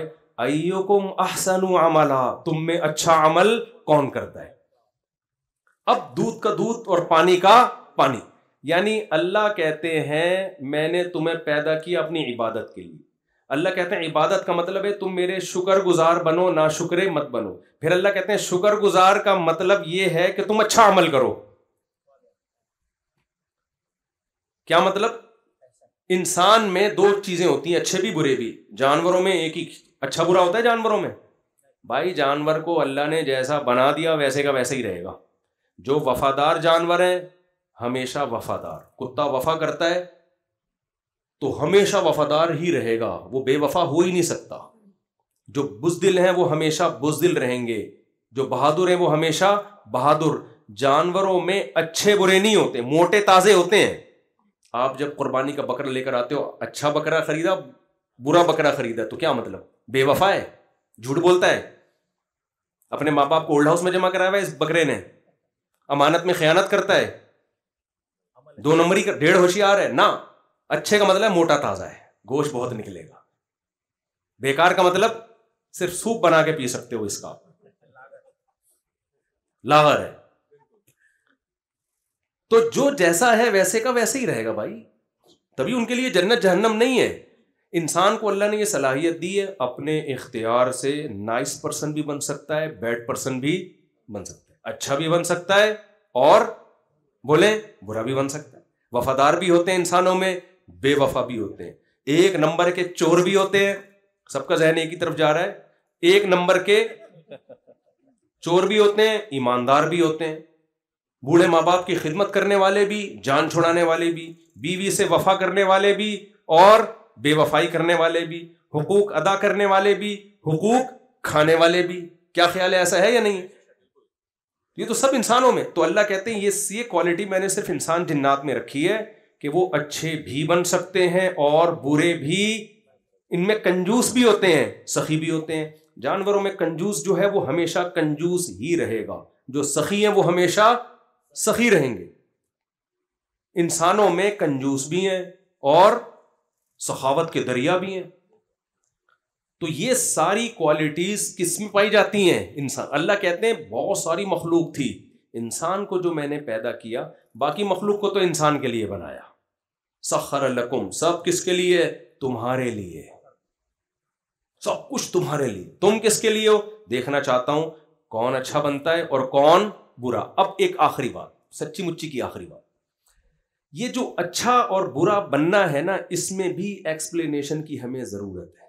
ورنہ انسان 1.5 ہوشیار انسان پتہ ہے گڑبڑ کیا کرتا ہے. یہ مثال 20 دفعہ دے چکا ہوں میں, آپ نئے لوگ بیٹھے ہیں آپ کو بھی لازمی دوں گا. میں 20 اس لیے کہہ رہا ہوں کہ جو نیٹ پہ سنتے ہیں کہتے ہیں صاحب 6 دفعہ آپ مثال دے چکے ہو. بھائی مثال اگر خاندانی ہے تو 6000 دفعہ بھی دی جا سکتی ہے نا. کیا خیال ہے؟ آپ سے کوئی قرضہ لینے آ رہا ہے, آپ اس کو بولو کہ میں تمہیں نہیں دوں گا, وہ کہے گا کیوں؟ کہتے مثال دیکھو فلاں بھی تمہارے جیسا آیا تھا لے کے بھاگ گیا. پھر دوسرا آدمی قرضہ لینے آئے گا, بھائی مفتی صاحب قرضہ دے دو, میں کہوں گا فلاں بھی آیا تھا لے کے بھاگ گیا. تو آپ کہو گے یار ایک ہی مثال بار بار ریپیٹ کر رہے ہو. تو میں کیا کہوں گا, بھائی عقل مند کے لیے ایک مثال, حالانکہ میرے پاس تو 4 مثالیں ہیں, ایسی 5 مثالیں ہوں گی بلکہ, تو انہیں کو ریپیٹ کروں گا نا. میں سبزی والا بھی لے کے بھاگ گیا تھا اور فلاں کو دیے تھے وہ بھی لے کے بھاگ گیا. تو ہم نے تو جب بھی کسی کو پیسے دیے الحمدللہ واپس پلٹ کے اللہ کا بڑا فضل ہے. تو اس سے میں یہ کہتا ہوں تجربہ تو آ گیا نا کم از کم. خیر, تو اب دیکھیں مجھے ایک بات بتائیں, میں وہ مثال دیتا ہوں. اچھے اور برے کو ایکسپلین بھی خدا کرے گا تو سمجھ میں آئے گا. انسانوں کے حوالے کر دیں گے نا, ہم یہ چیز بھی یورپین اقوام سے پوچھ رہے ہیں, انگریزوں سے پوچھ رہے ہیں کہ نائس پرسن کسے کہتے ہیں اور بیڈ پرسن کسے کہتے ہیں. انہوں نے اچھائی اور برائی کا کرائیٹیریا چینج ہی اتنا کر دیا ہے کہ ہمیں وہ انتہائی برے ہو گئے بھی اچھے لگ رہے ہیں, اور ہمارے ہاں انتہائی اچھا آدمی بھی برا ہو گیا. معیار ہی کمبختوں نے چینج کر دیا ہے. سمجھ میں آ رہی ہے بات؟ سارا آوے کا آوا ہی بگاڑ دیا انہوں نے. تو اب ہم اس یورپین اقوام کو سامنے رکھ کے کہتے ہیں, ہم کہتے ہیں اچھا وہ ہے جو ٹیکس ٹائم پہ دے. دیکھو وہاں گورے سارے ٹیکس کس پہ دیتے ہیں؟ ٹائم. ٹھیک ہے, یہ بھی اچھا ہونا ہے, میں اس کو نہیں برا کہہ رہا. ٹیکس دیکھو, ہمارے ہر آدمی ٹیکس چوری کرتا ہے. وہ کیسے لائن میں چلتے ہیں, ہمارے یہاں سگنل توڑ کے چلتا ہے. 2-4 چیزیں رہ گئی اچھائی کا کرائیٹیریا, اور کچھ بھی نہیں ہے. اب میں آپ کو مثال دیتا ہوں جو میں اکثر دیتا ہوں, دیکھو اس کو خوب سمجھیے گا, پھر رمضان پہ آؤں گا انشاءاللہ میں. دیکھیں میں رمضان پہ نہیں بھی آیا نا, اب آپ خود آ جائیں گے اگر آپ کے کانسیپٹ کلیئر ہو گئے. مجھے رمضان پہ لانے کی آپ کو ضرورت نہیں ہے, خود ہی آ جائیں گے آپ. اب دیکھو میں آپ کو ایک مثال دیتا ہوں. آپ کی بچی کے لیے کوئی رشتہ لینے کے لیے آیا, آپ نے پوچھا بیٹا کیا کرتے ہو؟ میری شو روم ہے, میں یوں ہے, فلانا ہے, ڈمکانا ہے, وغیرہ ہے وغیرہ ہے. اچھا بیٹا کوئی نشہ وشہ تو نہیں کرتے؟ انکل بس میں چرس پیتا ہوں. آپ اپنی بیٹی کا رشتہ دو گے اس کو؟ بولو نہیں. آپ اس کو بولو گے نائس پرسن؟ دوسرا آیا وہ بھی ساری چیزیں اچھی, چرس پیتا ہے کم وقت. تیسرا آیا سب کچھ اوکے کی رپورٹ, گڑبڑ کیا ہے؟ چرس پیتا ہے. ٹیکس ٹائم پہ دیتا ہے سب کچھ ہے, لیکن پیتا کیا ہے؟ جیب میں تلاشی لی تو چرس کی پڑیاں نکلی. کیونکہ آپ کی نظر میں چرسیوں کے امیج اچھا نہیں ہے, برا ہے. کیوں برا ہے؟ نالے میں بیٹھے ہوتے ہیں سارے, پھٹے پرانے کپڑے, بغلیں بڑی ہوئی ہوتی ہیں, منہ سے اسمیل آ رہی ہوتی ہے. اب کسی قوم کے مالدار لوگ اگر چرس پینا شروع کر دیں اور دنیا کے ٹھیکیدار بھی وہ بن جائیں, تہذیب کے ٹھیکیدار بھی وہ بن جائیں, لیکن ان کمبختوں کو عادت پڑ گئی سٹے لگانے کی. کیونکہ سٹا چھڑوانے کے لیے جو مذہب کی موٹیویشن چاہیے تھی, جنت اور جہنم کا تصور, وہ موٹیویشن ان کے پاس ہے نہیں. مجھے ایک بات بتاؤ, زنا, بدکاری, کیا وہ جنت اور جہنم کے تصور اگر درمیان سے نکال دو کہ اس عمل سے خدا ناراض ہوتا ہے, تو کیا کوئی نوجوان زنا سے بچ سکتا ہے؟ سوال ہی پیدا نہیں ہوتا. ہم اگر بچتے ہیں تو بھائی مولویوں نے ڈرایا ہوا ہمیں, آگ, جلنا پڑے گا, یہ ہوگا, قبر کا عذاب. اگر آپ یہ نکال دو نا کوئی بھی نہیں بچے گا, تو وہ نہیں بچے. سمجھ لیں؟ اب کیا ہے, اب آپ نے کیا کیا, جو وہی لیڈر بن گئے دنیا کے, ترقی انہوں نے کی چرسیوں نے. اب دنیا انہی سے سیکھ رہی ہے تہذیب. اچھا وہ موٹیویشنل اسپیکر بھی وہی بن گئے. تو سب سے پہلے تو وہ اپنے اوپر سے یہ الزام بری کریں گے نا, اپنے آپ کو اس الزام سے گالی سے نکالیں گے کہ ہم برے لوگ نہیں ہیں, ہم کیا ہیں؟ ہم اچھے لوگ ہیں. تو ہم اب وہ کیا کریں گے, اچھائی کی ڈیفینیشن چاہیے. اب وہ کہیں گے کہ دیکھو یار, یہ جو پاکستان میں گندے نالوں میں بیٹھ کے سوٹے لگا رہے ہوتے ہیں نا, منہ کر کے, اور گندے میلے کپڑے, یہ ٹرینڈ اب چینج ہونا چاہیے. ایک تو چرس کو مہنگا کرو, غریب ملکوں کا کام نہیں ہے یہ صرف مالدار لوگ پئیں گے, ایجوکیٹڈ لوگ پئیں گے, اور اس کی گیدرنگ ہوگی گلشن اقبال میں بڑی بڑی جگہوں پہ. 3 پیس سوٹ اور ٹائی کے بغیر کسی کو چرس میں پینے کی اجازت نہیں ہے. اس کا نام چینج کر کے اینٹی ڈپریشن پاؤڈر, اس کا نام کیا ہوگا؟ Anti depression powder. اور یہ صرف ان لوگوں کو جو بڑے بڑے دماغی کام کر رہے ہیں, اور اس دماغی کام کی وجہ سے ان کو ڈپریشن. غریب کو کیا ڈپریشن ہوگی بھائی, انہیں وہاں بیٹھ کے چائے پینی ہے. یہ میچور لوگوں کا کام ہے, یہ غریب غربا لوگوں کا کام نہیں ہے. تو اس کے بڑے وہ, اور پھر اس کی پیکنگ بھی اتنی اٹریکٹیو, ایسی چمک پٹیوں میں وہ, اور پھر ڈاکٹر ریکمینڈ کر رہے ہوں گے آپ کو ڈپریشن ہے تو آپ یہ ٹیبلٹ پئیں. آپ اس کے بعد تھوڑے دن میں پتہ ہے کیا ہوگا, وہی مثال الٹی ہو جائے گی. وہی بندہ آیا رشتے کے لیے 3 پیس سوٹ ٹائی میں, آپ نے پوچھا بیٹا کیا کرتے ہو, یہ آپ کہیں گے بیٹا چرس پیتے ہو؟ نہیں انکل میں تو چرس. فنڈامنٹلسٹ, بنیاد پرست, دفاع ہو یہاں سے. گھٹیا انسان چرس نہیں پیتا یار. اس کا مطلب تو اتنا بنیاد پرست ہے, تو ہماری بچی کو بھی نہیں پینے دے گا. یہ تو گھٹن کے ماحول میں, یہ تو تم لگتا ہے تمہارا کو مولویوں نے تمہیں یہ گھٹن کا ماحول کس نے سکھایا ہے؟ لوگ کہتے ہیں نا یہ مولویوں کا بڑا گھٹن کا ماحول ہوتا ہے, بیویوں کو رسیوں سے باندھ کے رکھتے ہیں, چارپائیوں سے, بڑے بڑے برقے شٹل کاک کی طرح چڑھا دیتے ہیں ان کے اوپر. یہ گھٹن کا ماحول ہے, گھٹن کا, سمجھ رہے ہیں؟ ایسا بنا کے اس کو پیش کریں گے نا کہ جو چرس نہیں پیتا ہوگا.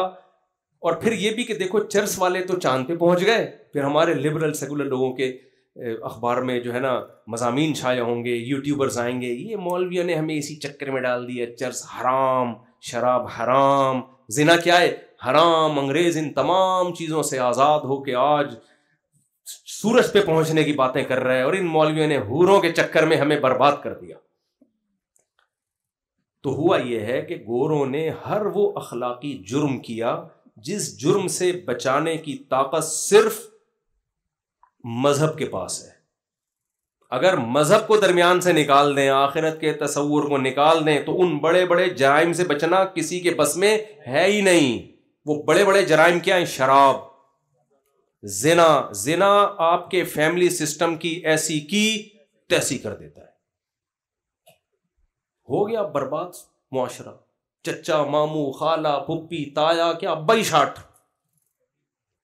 مارکیٹ میں ابا بہت سے تھوڑے سے لوگوں کے رہ گئے ہیں, وہ بیچارہ ابا بھی فادر ڈے میں ہی ہوتا ہے, وہ تھوڑا سا اس کا, یہ تو یو کے رہتے کے آئے ہیں, زیادہ جانتے ہوں گے.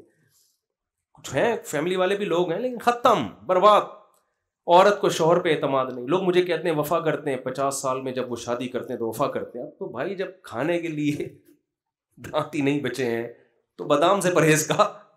50 سال میں تو کون نہیں وفا کرے گا بیوی سے بھائی.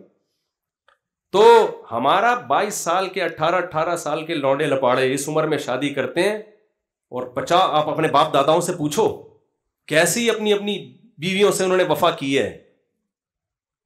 22 سال میں کیسے جذبات ہوتے ہیں انسان کے, اس وقت وہ بیوی سے وفا کرتے ہیں. حالانکہ کوئی یونائٹڈ نیشن کا لا نہیں ہے ان کے سامنے, کوئی سزا نہیں ہے, صرف کس کے خوف سے؟ رمضان کو دیکھ لو یار. آپ مجھے آپ ایک بات بتائیں, ڈاکٹر لوگ بھی آج کل کہتے ہیں بھائی فاسٹنگ کرنی چاہیے اور انٹرمیڈینٹ فاسٹنگ کرنی چاہیے, اتنے گھنٹے ناغا. کتنے گھنٹے ناغا کرتے ہیں لوگ؟ بہت مشکل ہے بھائی.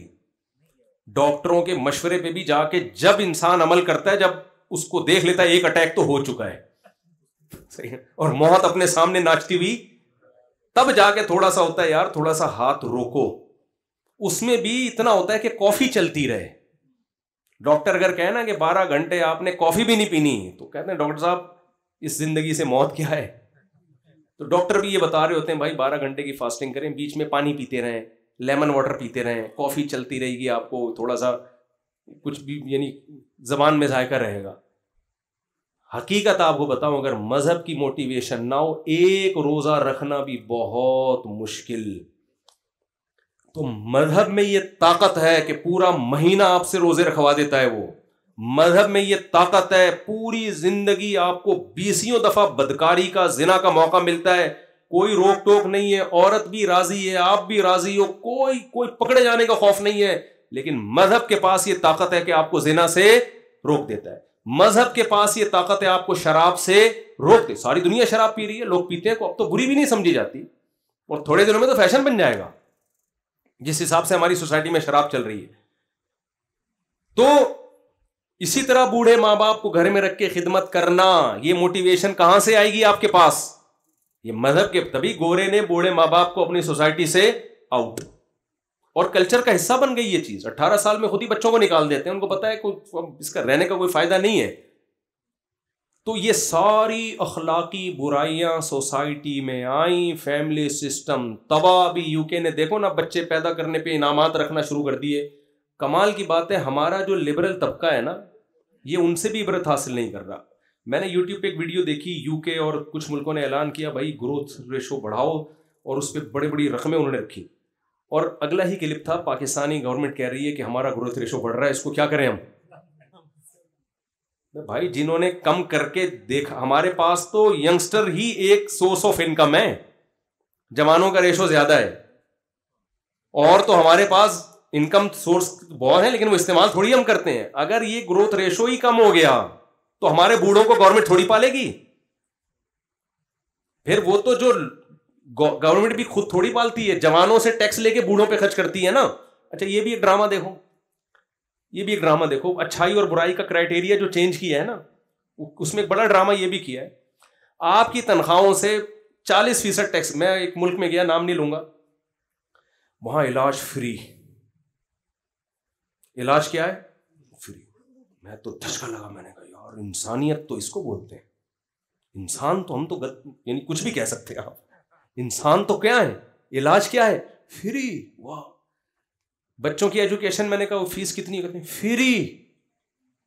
بے سب کچھ فری بھائی، صرف روٹی پانی کا خرچہ ہے. بہت متاثر ہوا میں بلا وجہ اتنا ان کے خلاف بولتا رہتا ہوں. تو ایک دن میں نے اپنے دوست سے پوچھا آپ کی تنخواہ کتنی ہے؟ انہوں نے بتایا کہ تقریباً پاکستانی 1 کروڑ بنتی ہے. کچھ ہی پوسٹ پہ تھے. زبردست یار، سب کچھ فری اور تنخواہ بھی 1 کروڑ. انہوں نے کہا 43 لاکھ کٹ جاتے ہیں. مجھے پہلے تو دھچکا لگا، میں نے کہا 43 لاکھ روپے کٹ رہے ہیں؟ کہہ رہے جی. فری کس بات کا ہو گیا بھائی؟ پھر فری کس بات کا ہو؟ بھائی صاحب یہ منجن ہے، سمجھ رہے ہو؟ یہ کیا ہے؟ یہ بہترین منجن ہے جو بک رہا ہے مارکیٹ میں. فری. ہم آرگنائزڈ قومیں ہیں، ایک مینجمنٹ اچھی ہے. میں نے کہا آپ کیا سمجھتے ہو، آپ زندگی میں کبھی اتنا بیمار ہوگے کہ آپ پہ 43 لاکھ روپے خرچہ آئے؟ یعنی لگتا تو نہیں ہے. میں نے کہا پورے سال 12 مہینوں میں کتنا دے چکے ہو آپ؟ یہ فری کہاں کا ہو گیا بھائی؟ میں نے کہا پاکستان آؤ، 1 کروڑ روپے کماؤ، فری ہے. ٹھیک ہے یہاں آپ کا فری میں علاج نہیں ہوتا، لیکن اتنا پیسہ بھی تو، پیسے سے علاج کرا لو تو آپ کے چاچا مامے ڈاکٹر نکل آئیں گے بھائی، وہ تو صحیح علاج کریں گے نا آپ کا. ان کے تو چاچا ماما بھی نہیں ہوتے. تو فری کچھ نہیں ہے. اور آپ ذرا اور آگے جاؤ گے تو جو غریب، میں تو افریقہ 4 دفعہ جا چکا ہوں، مجھے افریقہ میں بڑا مزہ آتا ہے. وہ نیچرل ایک ماحول ملتا. دنیا میں جو ملک سب سے زیادہ امیر ہیں وہی سب سے زیادہ غریب ہیں. یعنی یہ 43% ادھر سے کھا رہے ہیں، اور جو غریب ملکوں کا خون چوس کے ہے. صحیح ہے نا؟ جس ملک میں سونے کی کانیں، وہاں خونی لڑائیاں بھی وہی ہیں. امن ہی نہیں آنے دیتے. اس لیے اپنے حکمرانوں کو بہت زیادہ برا نہیں کہا کریں، بہت زیادہ نہیں، کیونکہ بہت کچھ ادھر سے بھی ہو رہا ہے، بہت کچھ ادھر سے بھی ہو رہا ہے. تو اب کیا ہے کہ جن ملکوں میں اتنی کچھ نکل رہا ہے بھائی، سارے وہاں بڑی بین الاقوامی طاقتوں نے فسادات کرائے ہیں. کہیں نہ کہیں لیبیا میں دیکھو نا کیا کیا ہے، یہ سونے کے نوالے کھا رہا تھا وہ ملک. وہاں جا کے ان باہر کی ملکوں نے جا کے ان کی خفیہ ایجنسیوں نے جا کے لڑوایا، بدگمانیاں پھیلا کے کہ یہ قذافی یہ کر رہا ہے، فلانا یہ کر رہا ہے. ان کو لڑا کے برباد کر دیا، سارا بیڑا غرق کر دیا. تو بیڑے غرق کے جتنے سافٹ ویئر ہیں وہ کہاں سے آتے ہیں؟ وہ بھی وہیں سے آتے ہیں. بھائی کفر میں کوئی خوبی نہیں ہے. انڈیویجولی کچھ خوبیاں وہ تو ہر انسان میں ہو سکتی ہیں، اس کا کوئی بھی منکر نہیں ہے. ابو جہل میں بھی ہوں گی کچھ نہ کچھ، ابو لہب میں بھی ہوں گی کچھ نہ کچھ. تو خدا کی نظر میں جو اچھائی اور برائی کا معیار ہے، اس معیار کو سامنے رکھ کے آپ کو فیصلہ کرنا پڑے گا. وہ میں جلدی اتنا بیان ہو گیا تو میں بتا دوں خدا کی نظر میں معیار کیا ہے. دیکھو اسلام انسانیت کا قائل ہے. جیسے ہم کہتے ہیں نا گورے بہت اچھے ہیں، بہت اچھے ہیں، لوگوں کے لیے بہت اچھے. یہ بہت اچھے بڑا مبہم لفظ ہے. جیسے ویمن رائٹس کی ایک بات ہوتی ہے، یہ بڑا مبہم سا نعرہ ہے. خواتین کے حقوق، مبہم نعرے وہی لگاتا ہے جس نے حقوق دینے نہیں ہوتے. مثال کے طور پر کوئی مجھ سے آگے پوچھے مفتی صاحب اسلام میں عورت کے کیا حقوق ہیں، تو میں حقوق بیان کروں گا، پہلے پوچھوں گا کون سی عورت کی بات کر رہے ہو، یہ پوچھوں گا نا. بھائی ماں ہے تو الگ حقوق ہیں، بہن ہے تو الگ حقوق ہیں، بیٹی ہے تو الگ حقوق ہیں، خالہ ہے تو الگ ہیں، پھپھی ہے تو الگ ہیں، اور کچھ بھی نہیں ہے انٹی ہے، پڑوسن ہے تو اس کے الگ حقوق ہیں. کیا خیال ہے؟ تو مثال کے طور پر بیٹی ہے تو آپ اس کو وراثت سے محروم نہیں کر سکتے. آپ جب زندگی میں کچھ دو گے تو بیٹے کو جتنا دیا بیٹی کو بھی اتنا ہی دینا پڑے گا، اس میں آدھا اور ڈبل نہیں کر سکتے آپ. بیوی ہے تو اس کے حقوق یہ ہے کہ آپ نے مہر دینا ہے، اس کو آپ نے گھر کا انتظام کر کے دینا ہے. گیس بجلی کا بل کون دے گا؟ بولو نا، آپ دو گے. اس کی ڈلیوری کا خرچہ کون اٹھائے گا؟ آپ اٹھاؤ گے. اس کے بچوں کی ساری زندگی کی رسپانسبلٹی کس کی ہے؟ آپ کی ہے. ایسے خاندانی حقوق بیوی بنا کے دے دیے اسلام نے. ڈیورس بھی دیے تو مہر دینا پڑے گا، عدت کے دوران اس کو خرچہ دینا پڑے گا. پھر ڈیورس کا بھی ایک طریقہ بتا دیا، دھڑ طلاقیں نہیں نکالنی ہے. مر گئے تو 12.5% ہے اس کا، اگر آپ کے بچے ہیں، بچے نہیں ہیں تو 25% ہے اس کا آپ کی وراثت میں، وہ آپ اس سے محروم نہیں کر سکتے بیوی کو. حتیٰ کہ بیماری کی حالت میں آپ نے ساری جائیداد اٹھا کے کسی ٹرسٹ کو دے دی، شریعت اس کو کالعدم قرار دیتی ہے. بھائی آپ کے حق ہے، بیوی ہے یار، ساری زندگی اس نے گزاری ہے، آپ اٹھا کے کسی اور کو پکڑا رہے ہو. آپ سمجھ رہے ہیں کہ نہیں سمجھ رہے بات کو؟ گورے کے پاس اس طرح کے حقوق کی کوئی فہرست، کیا اس کا الف بھی نہیں ہے اس کے پاس، وجود ہی نہیں ہے سرے سے. کیا رائٹس ہیں؟ تھینک یو سے بات شروع کرو اور تھینک یو پہ ختم، اس سے زیادہ کچھ بھی نہیں ہے. خواتین کہتی ہیں نا، دیکھو انگریز لوگ کتنے ہنستے کھیلتے مسکراتے اور تھینک یو وینک یو، اور ہمارے میاں گالیاں لے کے گھر آتے ہیں اور سناتے ہیں بات بات پہ غصہ. میں ان سے کہتا ہوں دیکھو، آپ کا نیوٹن کا لا ہے ہر ایکشن کا ری ایکشن ہوتا ہے. میں بہت ساری چیزیں نیوٹن سے سیکھی ہیں. میں نے کہا گوروں کے ہاں کوئی ایکشن ہی نہیں ہے تو ری ایکشن کہاں سے ہوگا؟ مثال کے طور پر میں نے کہا دیکھو ابھی عید آ رہی ہے، ہماری عورتیں کیا کہیں گی، سینڈل بھی لینے ہیں عید پہ، چوڑیاں بھی لینی ہیں عید پہ، فلانے کے کپڑے بھی لینے ہیں، پھر فلانے کی شادی، عید کے بعد شادیوں کو ایک نیا سلسلہ، میری بہن کی شادی، میرے بہنوئی کے جو ہے نا وہ دعوت کی ہے اس نے، فلانے کی شادی، فلانے کی شادی، یہ سارے ایکشن ہو رہے ہیں. اور یہ کس کی کھوپڑی پہ جا کے وار کرنے ہیں؟ اکیلے آدمی کی. اور جس کی چار ہو تو سوچو چاروں طرف سے فائرنگ ہو رہی ہے، دھاڑ دھاڑ دھاڑ. تو اس ایکشن کے ری ایکشن میں دو چار گالیاں نکل جائیں تو یہ کوئی بڑی بات. حالانکہ نیوٹن نے کہا تھا جتنا پاورفل ایکشن ہوگا نا ری ایکشن اتنا ہی پاورفل ہوگا. اس حساب سے تو بھائی اللہ نہ کرے کہیں شروع نہ کر دیں، چپیٹے ہونے چاہیے، کرے نہیں کہ ایسا نہ شروع کر لیں. عذاب میں میرے پاس تو لوگ آئے ہیں نا یار، عید آتی ہے مصعب ہمارا تو جنازہ نکل جاتا ہے. آپ گھر سے باہر جا رہے ہو، واپسی پہ 6 انڈے لیتے ہوئے آنا، یہ کیا ہے؟ ایکشن ہے. تو ری ایکشن تھوڑا بہت تو بنتا ہے نا.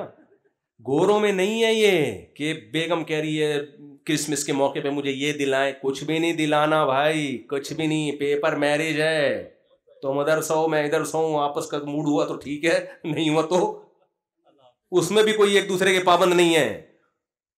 اس کو تھینک یو کے علاوہ بچا ہی کچھ نہیں بیچارے کے پاس. تو میں تو خواتین سے کہتا ہوں کہ ٹھیک ہے آپ اپنے شوہروں سے بولو کہ آدھا خرچہ ہم اٹھائیں گے آدھا آپ اٹھاؤ، وہ بھی بھر بھر کے تھینک یو ادھر تھینک یو پیش کرے گا. تو یہ حقوق کا تعین اسلام نے کیا. انسانی حقوق اسلام سکھاتا ہے، عورت کو بھی پابند کرتا ہے.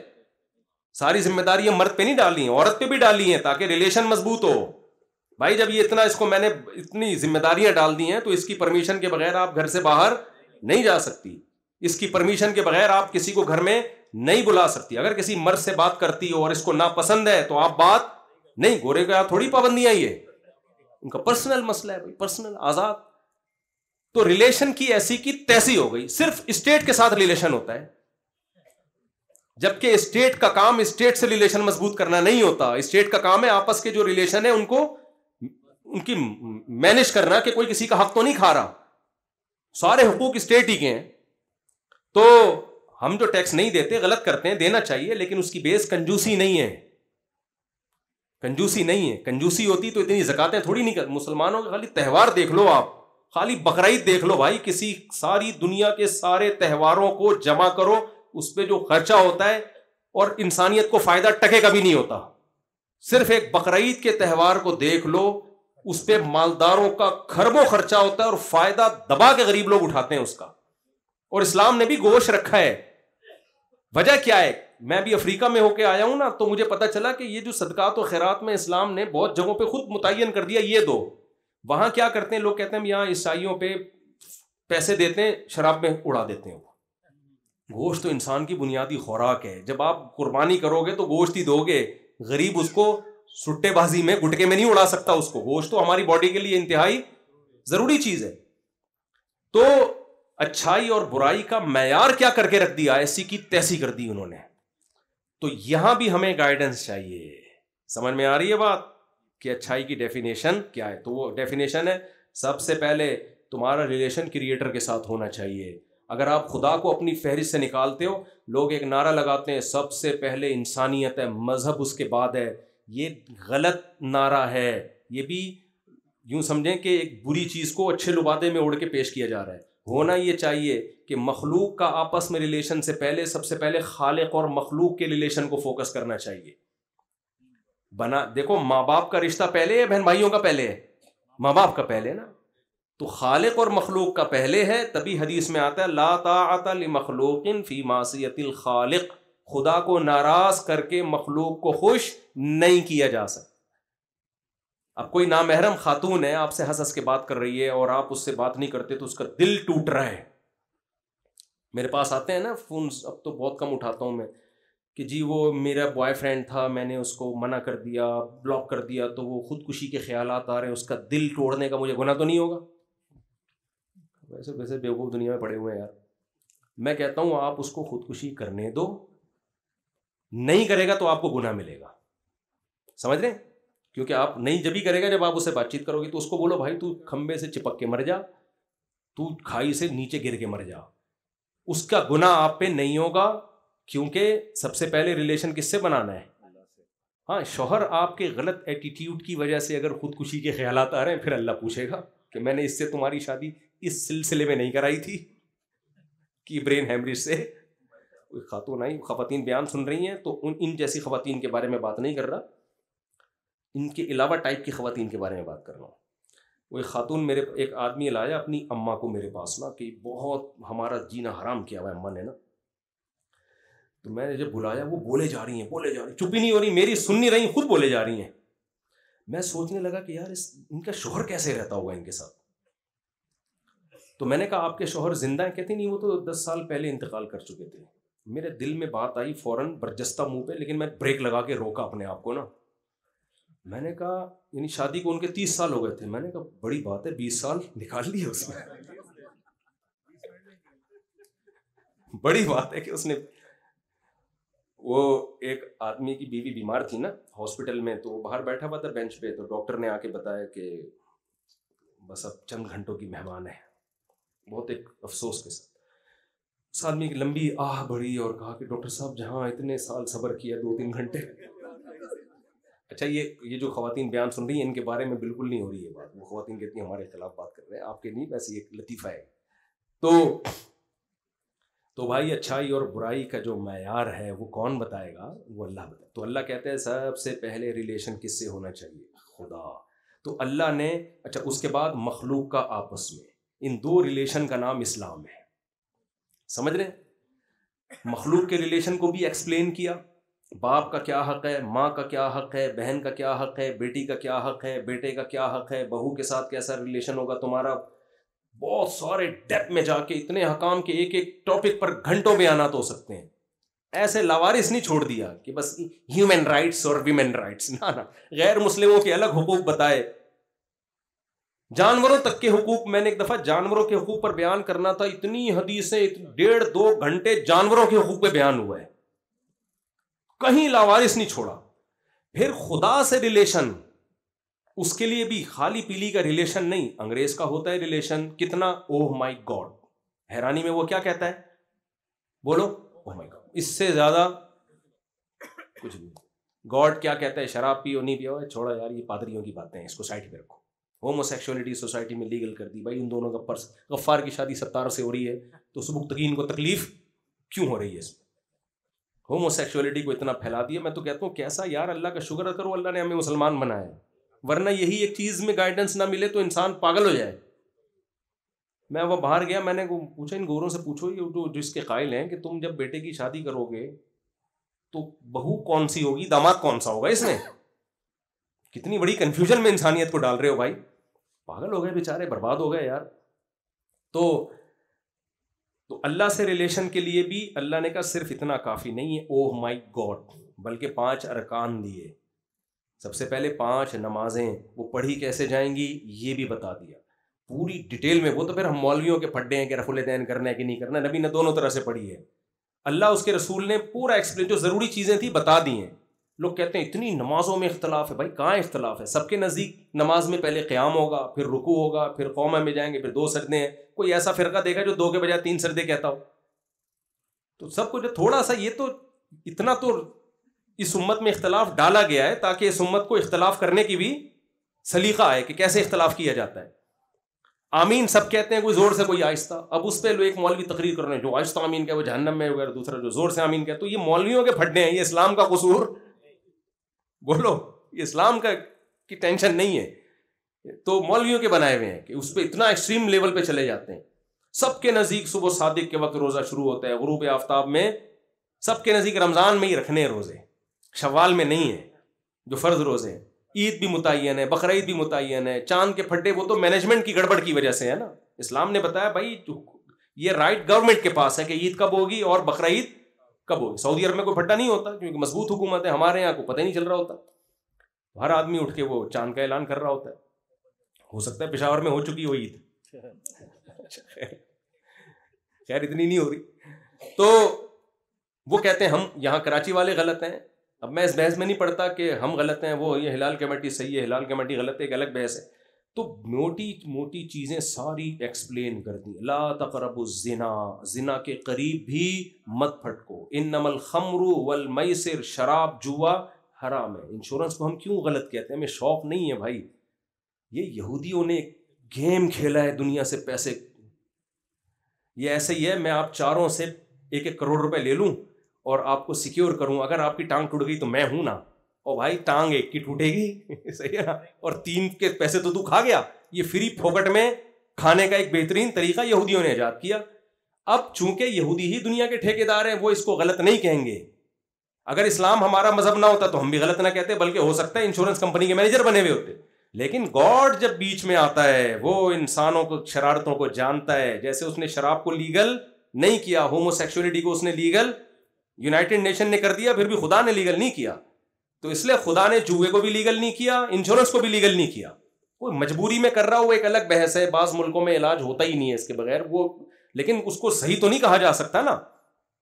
کوئی بھوک سے مرنے والا خنزیر کھا رہا ہو تو وہ ایک الگ چیز ہے, لیکن یہ تو نہیں کہ خنزیر حلال ہے اسلام میں.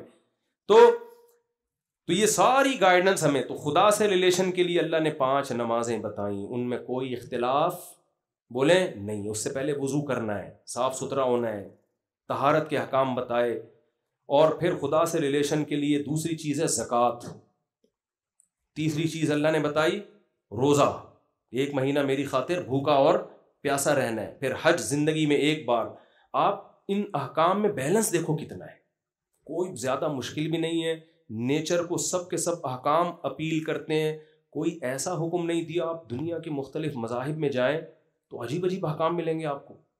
آدمی کہتا ہے یار یہ پنڈت جی کر سکتے ہیں, پبلک میں یہ احکام لاگو ہی نہیں ہوتے. تو یہ سارے اللہ سے ریلیشن بنانے کے لیے, تاکہ انسان کو اللہ یاد رہے. اللہ کو یاد رکھنے کے لیے, جیسے ہم اپنے ماں باپ کو یاد رکھنے کے لیے فون کرتے ہیں, گفٹ بھیجتے ہیں, دعوت پہ چلے جاتے ہیں, تو ورنہ ابا مانیں گے کہ میرے بچے مجھے یاد کرتے ہیں؟ اب سارا دن ابا ابا کی تسبیح لے کے کرتے رہو, لیکن ابا کہیں گے بھائی تم نے موقع پہ تو یاد نہیں کیا. تو اللہ کہتے ہیں موقع پہ یاد کرنا ہے. نمبر 1, جب دن کا آغاز ہو رہا ہو, فجر سے پہلے, یہ ایک موقع ہے. دن کی ابتدا کس سے ہوگی؟ میرے ذکر سے ہوگی. پھر جب سورج ڈھلنا شروع ہو, یہ ٹائم میں بہت بڑی چینجنگ ہو رہی ہوتی ہے, اس چینجنگ کے وقت بھی نماز پڑھنی ہے. پھر عصر کے وقت میں ایک ٹھنڈا ٹائم ہوتا ہے, کلائمیٹ چینج ہو رہا ہوتا ہے, اس میں بھی. پھر سورج غروب ہونے کے وقت چینج ہو رہا ہوتا ہے, اس میں بھی. یہ 5 ٹائم جو نمازوں کے رکھیں, اس میں زمین میں بہت بڑی تبدیلی ہو رہی ہوتی ہے. ہر تبدیلی کے وقت اللہ نے ہمیں نماز پڑھنے کا حکم دیا. پھر سال میں 1 دفعہ رمضان, 2 دفعہ ہوتے ٹینشن میں آ جاتے, 1 مہینے سے کم ہوتے تو کوئی ٹینشن ہی نہ ہوتی. اور پھر یہ دیکھو اسلامی مہینوں میں یہ, حالانکہ اس وقت بھی یہ شمسی مہینے تھے, جنوری فروری مارچ اس وقت بھی تھے, لیکن اسلامی مہینے میں, تاکہ کسی کنٹری میں جب آپ رہتے ہو تو اگر آپ نے بہت لمبے روزے رکھے ہیں تو آپ کو سہولت دی جائے بہت چھوٹے روزے. ناروے میں جن لوگوں نے گرمیوں میں روزے رکھے 20-20 گھنٹوں کے, تل ملا جاتے تھے, فون کرتے تھے مصعب کیسے. میں کہا بھائی رکھو, سردیوں میں مزے بھی کون اڑائے گا, تم ہی اڑاؤ گے مزے سردیوں. تو اس میں ایک حکمت یہ بھی ہے کہ وہ گھومتا ہے. تو یہ سارے احکام اللہ نے دیے, انہی کی ایک کڑی کیا ہے بھائی, رمضان. تو یہ آپشنل نہیں ہے. غامدی صاحب نے فتویٰ دے دیا کل صبح آپ کا پیپر ہے تو آپ روزہ چھوڑ سکتے ہیں, تو وہ فتوے کی شریعت میں کوئی حیثیت بولیں نہیں ہے. اسلام کے احکام آسان ہیں، لچک نہیں ہے. دنیا کے کوئی بھی لا جب بنایا جاتا ہے نا، اس میں فلیکسیبلٹی اگر رکھ دی جائے تو پھر وہ لا ہی ناقص ہوتا ہے. مثال کے طور پر بس ایک آخری مثال دیتا ہوں. دیکھو سورج غروب ہونے سے 2 سیکنڈ پہلے آپ نے روزہ کھا لیا، روزہ ہو جائے گا؟ آپ یہ بولو یار اللہ کو ایسا تھوڑی ہے کہ سارا دن کا میں بھوکا پیاسا 2 سیکنڈ پہ مجھے وہ کر دے. نہ بھائی 1 سیکنڈ پہلے بھی نہیں ہے، سورج غروب ہونے کے بعد ہی کھانا پڑے گا آپ کو. اور پھر غروب ہونے کے بعد نہیں کھانا غلط ہے، پھر کھاؤ آپ، کیونکہ اب جب ختم ہے تو آپ کیوں بھوکے بیٹھے ہوئے ہو؟ بلا وجہ کے فنٹر بننے کی کوشش کیوں کر رہے ہو؟ تبھی آپ دیکھو عید الفطر میں نبی صلی اللہ علیہ وسلم عید کی نماز سے پہلے کھایا کرتے تھے کچھ، جبکہ بقرعید میں نہیں تھا. وجہ اس کی ہے کہ بھائی 1 مہینہ کے روزے رکھے ہیں نا، تو عید کے دن بتایا کہ آج روزہ نہیں ہے تو ہم جلدی کھائیں گے تاکہ پتہ چلے آج نہیں ہے. سمجھیں گے؟ بقرعید میں یہ حکمت نہیں ہے. تو لا ہے ایک، اس کو ہمیں بنا کے دیا اسلام نے. تو اسی طرح زکوٰۃ ہے، رمضان کے روزے ہیں، تو اپنا پہلے ایمان اسلام پہ مضبوط کریں اور پھر یہ رمضان سے پہلے تیاری کر لیں، اس کی تراویح پڑھیں پابندی کے ساتھ. دیکھو جو کام ٹینشن کے ساتھ ہوتا ہے سکون اسی میں ہوتا ہے. ہم چاہتے ہیں کہ بالکل کچھ بھی نہ ہو، بس ایسی لائف گزر جائے. تو ڈپریشن ہمیشہ ان لوگوں کی بیماری ہے جن کو سرے سے کوئی ٹینشن ہو ہی نہیں. سمجھ رہے ہو؟ کنوارے خودکشی سے زیادہ مرتے ہیں، حالانکہ شادی شدہوں کی ٹینشن ان سے زیادہ. اور 4 ٹینشنیں تو پاگل کر دیں آدمی کو. کیا خیال ہے؟ آپ کا دماغ کہیں اور جا رہا ہے، حالانکہ میں بھی وہیں لے کے جا رہا ہوں. لیکن آپ دیکھو خودکشی ان لوگوں میں زیادہ ہے. گرل فرینڈ کا تو کوئی مسئلہ ہی نہیں ہے، ہمارے یہاں کم ہے، حالانکہ ٹینشن ہے ہمارے یہاں. تو بھائی دیکھو جیسے ڈاکٹر کہتے ہیں نا، اسٹریس کے لیے ضروری ہے کہ ایکسرسائز کی اسٹریس میں اپنے آپ کو ڈالا جائے. جو بیٹھے پڑے رہتے ہیں کہ ہم سکون میں رہیں تو وہ سکون میں نہیں رہتے. تو ایسے ہی مینٹلی ہیلدی ہونے کے لیے، خوش ہونے کے لیے ضروری ہے کہ کچھ ٹینشنوں میں اپنے آپ کو ڈالا جائے. تو روزہ بھی اللہ نے ہمیں ٹینشن دی ہے. تبھی نبی نے فرمایا للصائم فرحتان، روزے دار کو 2 خوشیاں ملتی ہیں، ایک تو آخرت میں ملے گی اور ایک جب افطار کرتا ہے. تو وہ افطار کی خوشی بھی جبھی ہوتی ہے جب سارا دن کا روزہ ہو. تو روزہ رمضان مسلمانوں کے گھروں کی رونق ہے، پوری دنیا میں اسلام کے زندہ ہونے کا ایک ثبوت ہے کہ اسلام زندہ مذہب ہے. پوری دنیا میں آپ دیکھو ایک ہلچل مچ جاتی ہے. تو یہ خود اسلام کے سچے ہونے کی ایک بہت بڑی دلیل ہے. اللہ تعالی ہمیں اس رمضان سے بھرپور فائدہ اٹھانے کی توفیق عطا فرمائے، اور رمضان میں تلاوت میں، نماز میں، ذکر میں دل لگانے کی، تاکہ اللہ سے ریلیشن کیا ہو ہمارا، مضبوط ہو. اللہ تعالیٰ عمل کی توفیق عطا فرمائے. الحمدللہ رب العالمین والعاقبۃ للمتقین والصلاة والسلام على رسول الكريم وعلى آله وصحبه أجمعين. اللهم إنا نسألك من خير ما سألك منه نبيك محمد صلى الله عليه وسلم، ونعوذ بك من شر ما استعاذك منه نبيك محمد صلى الله عليه وسلم. أنت المستعان وعليك البلاغ ولا حول ولا قوة إلا بالله. صلى الله تعالى على خير خلقه محمد وعلى آله وصحبه أجمعين.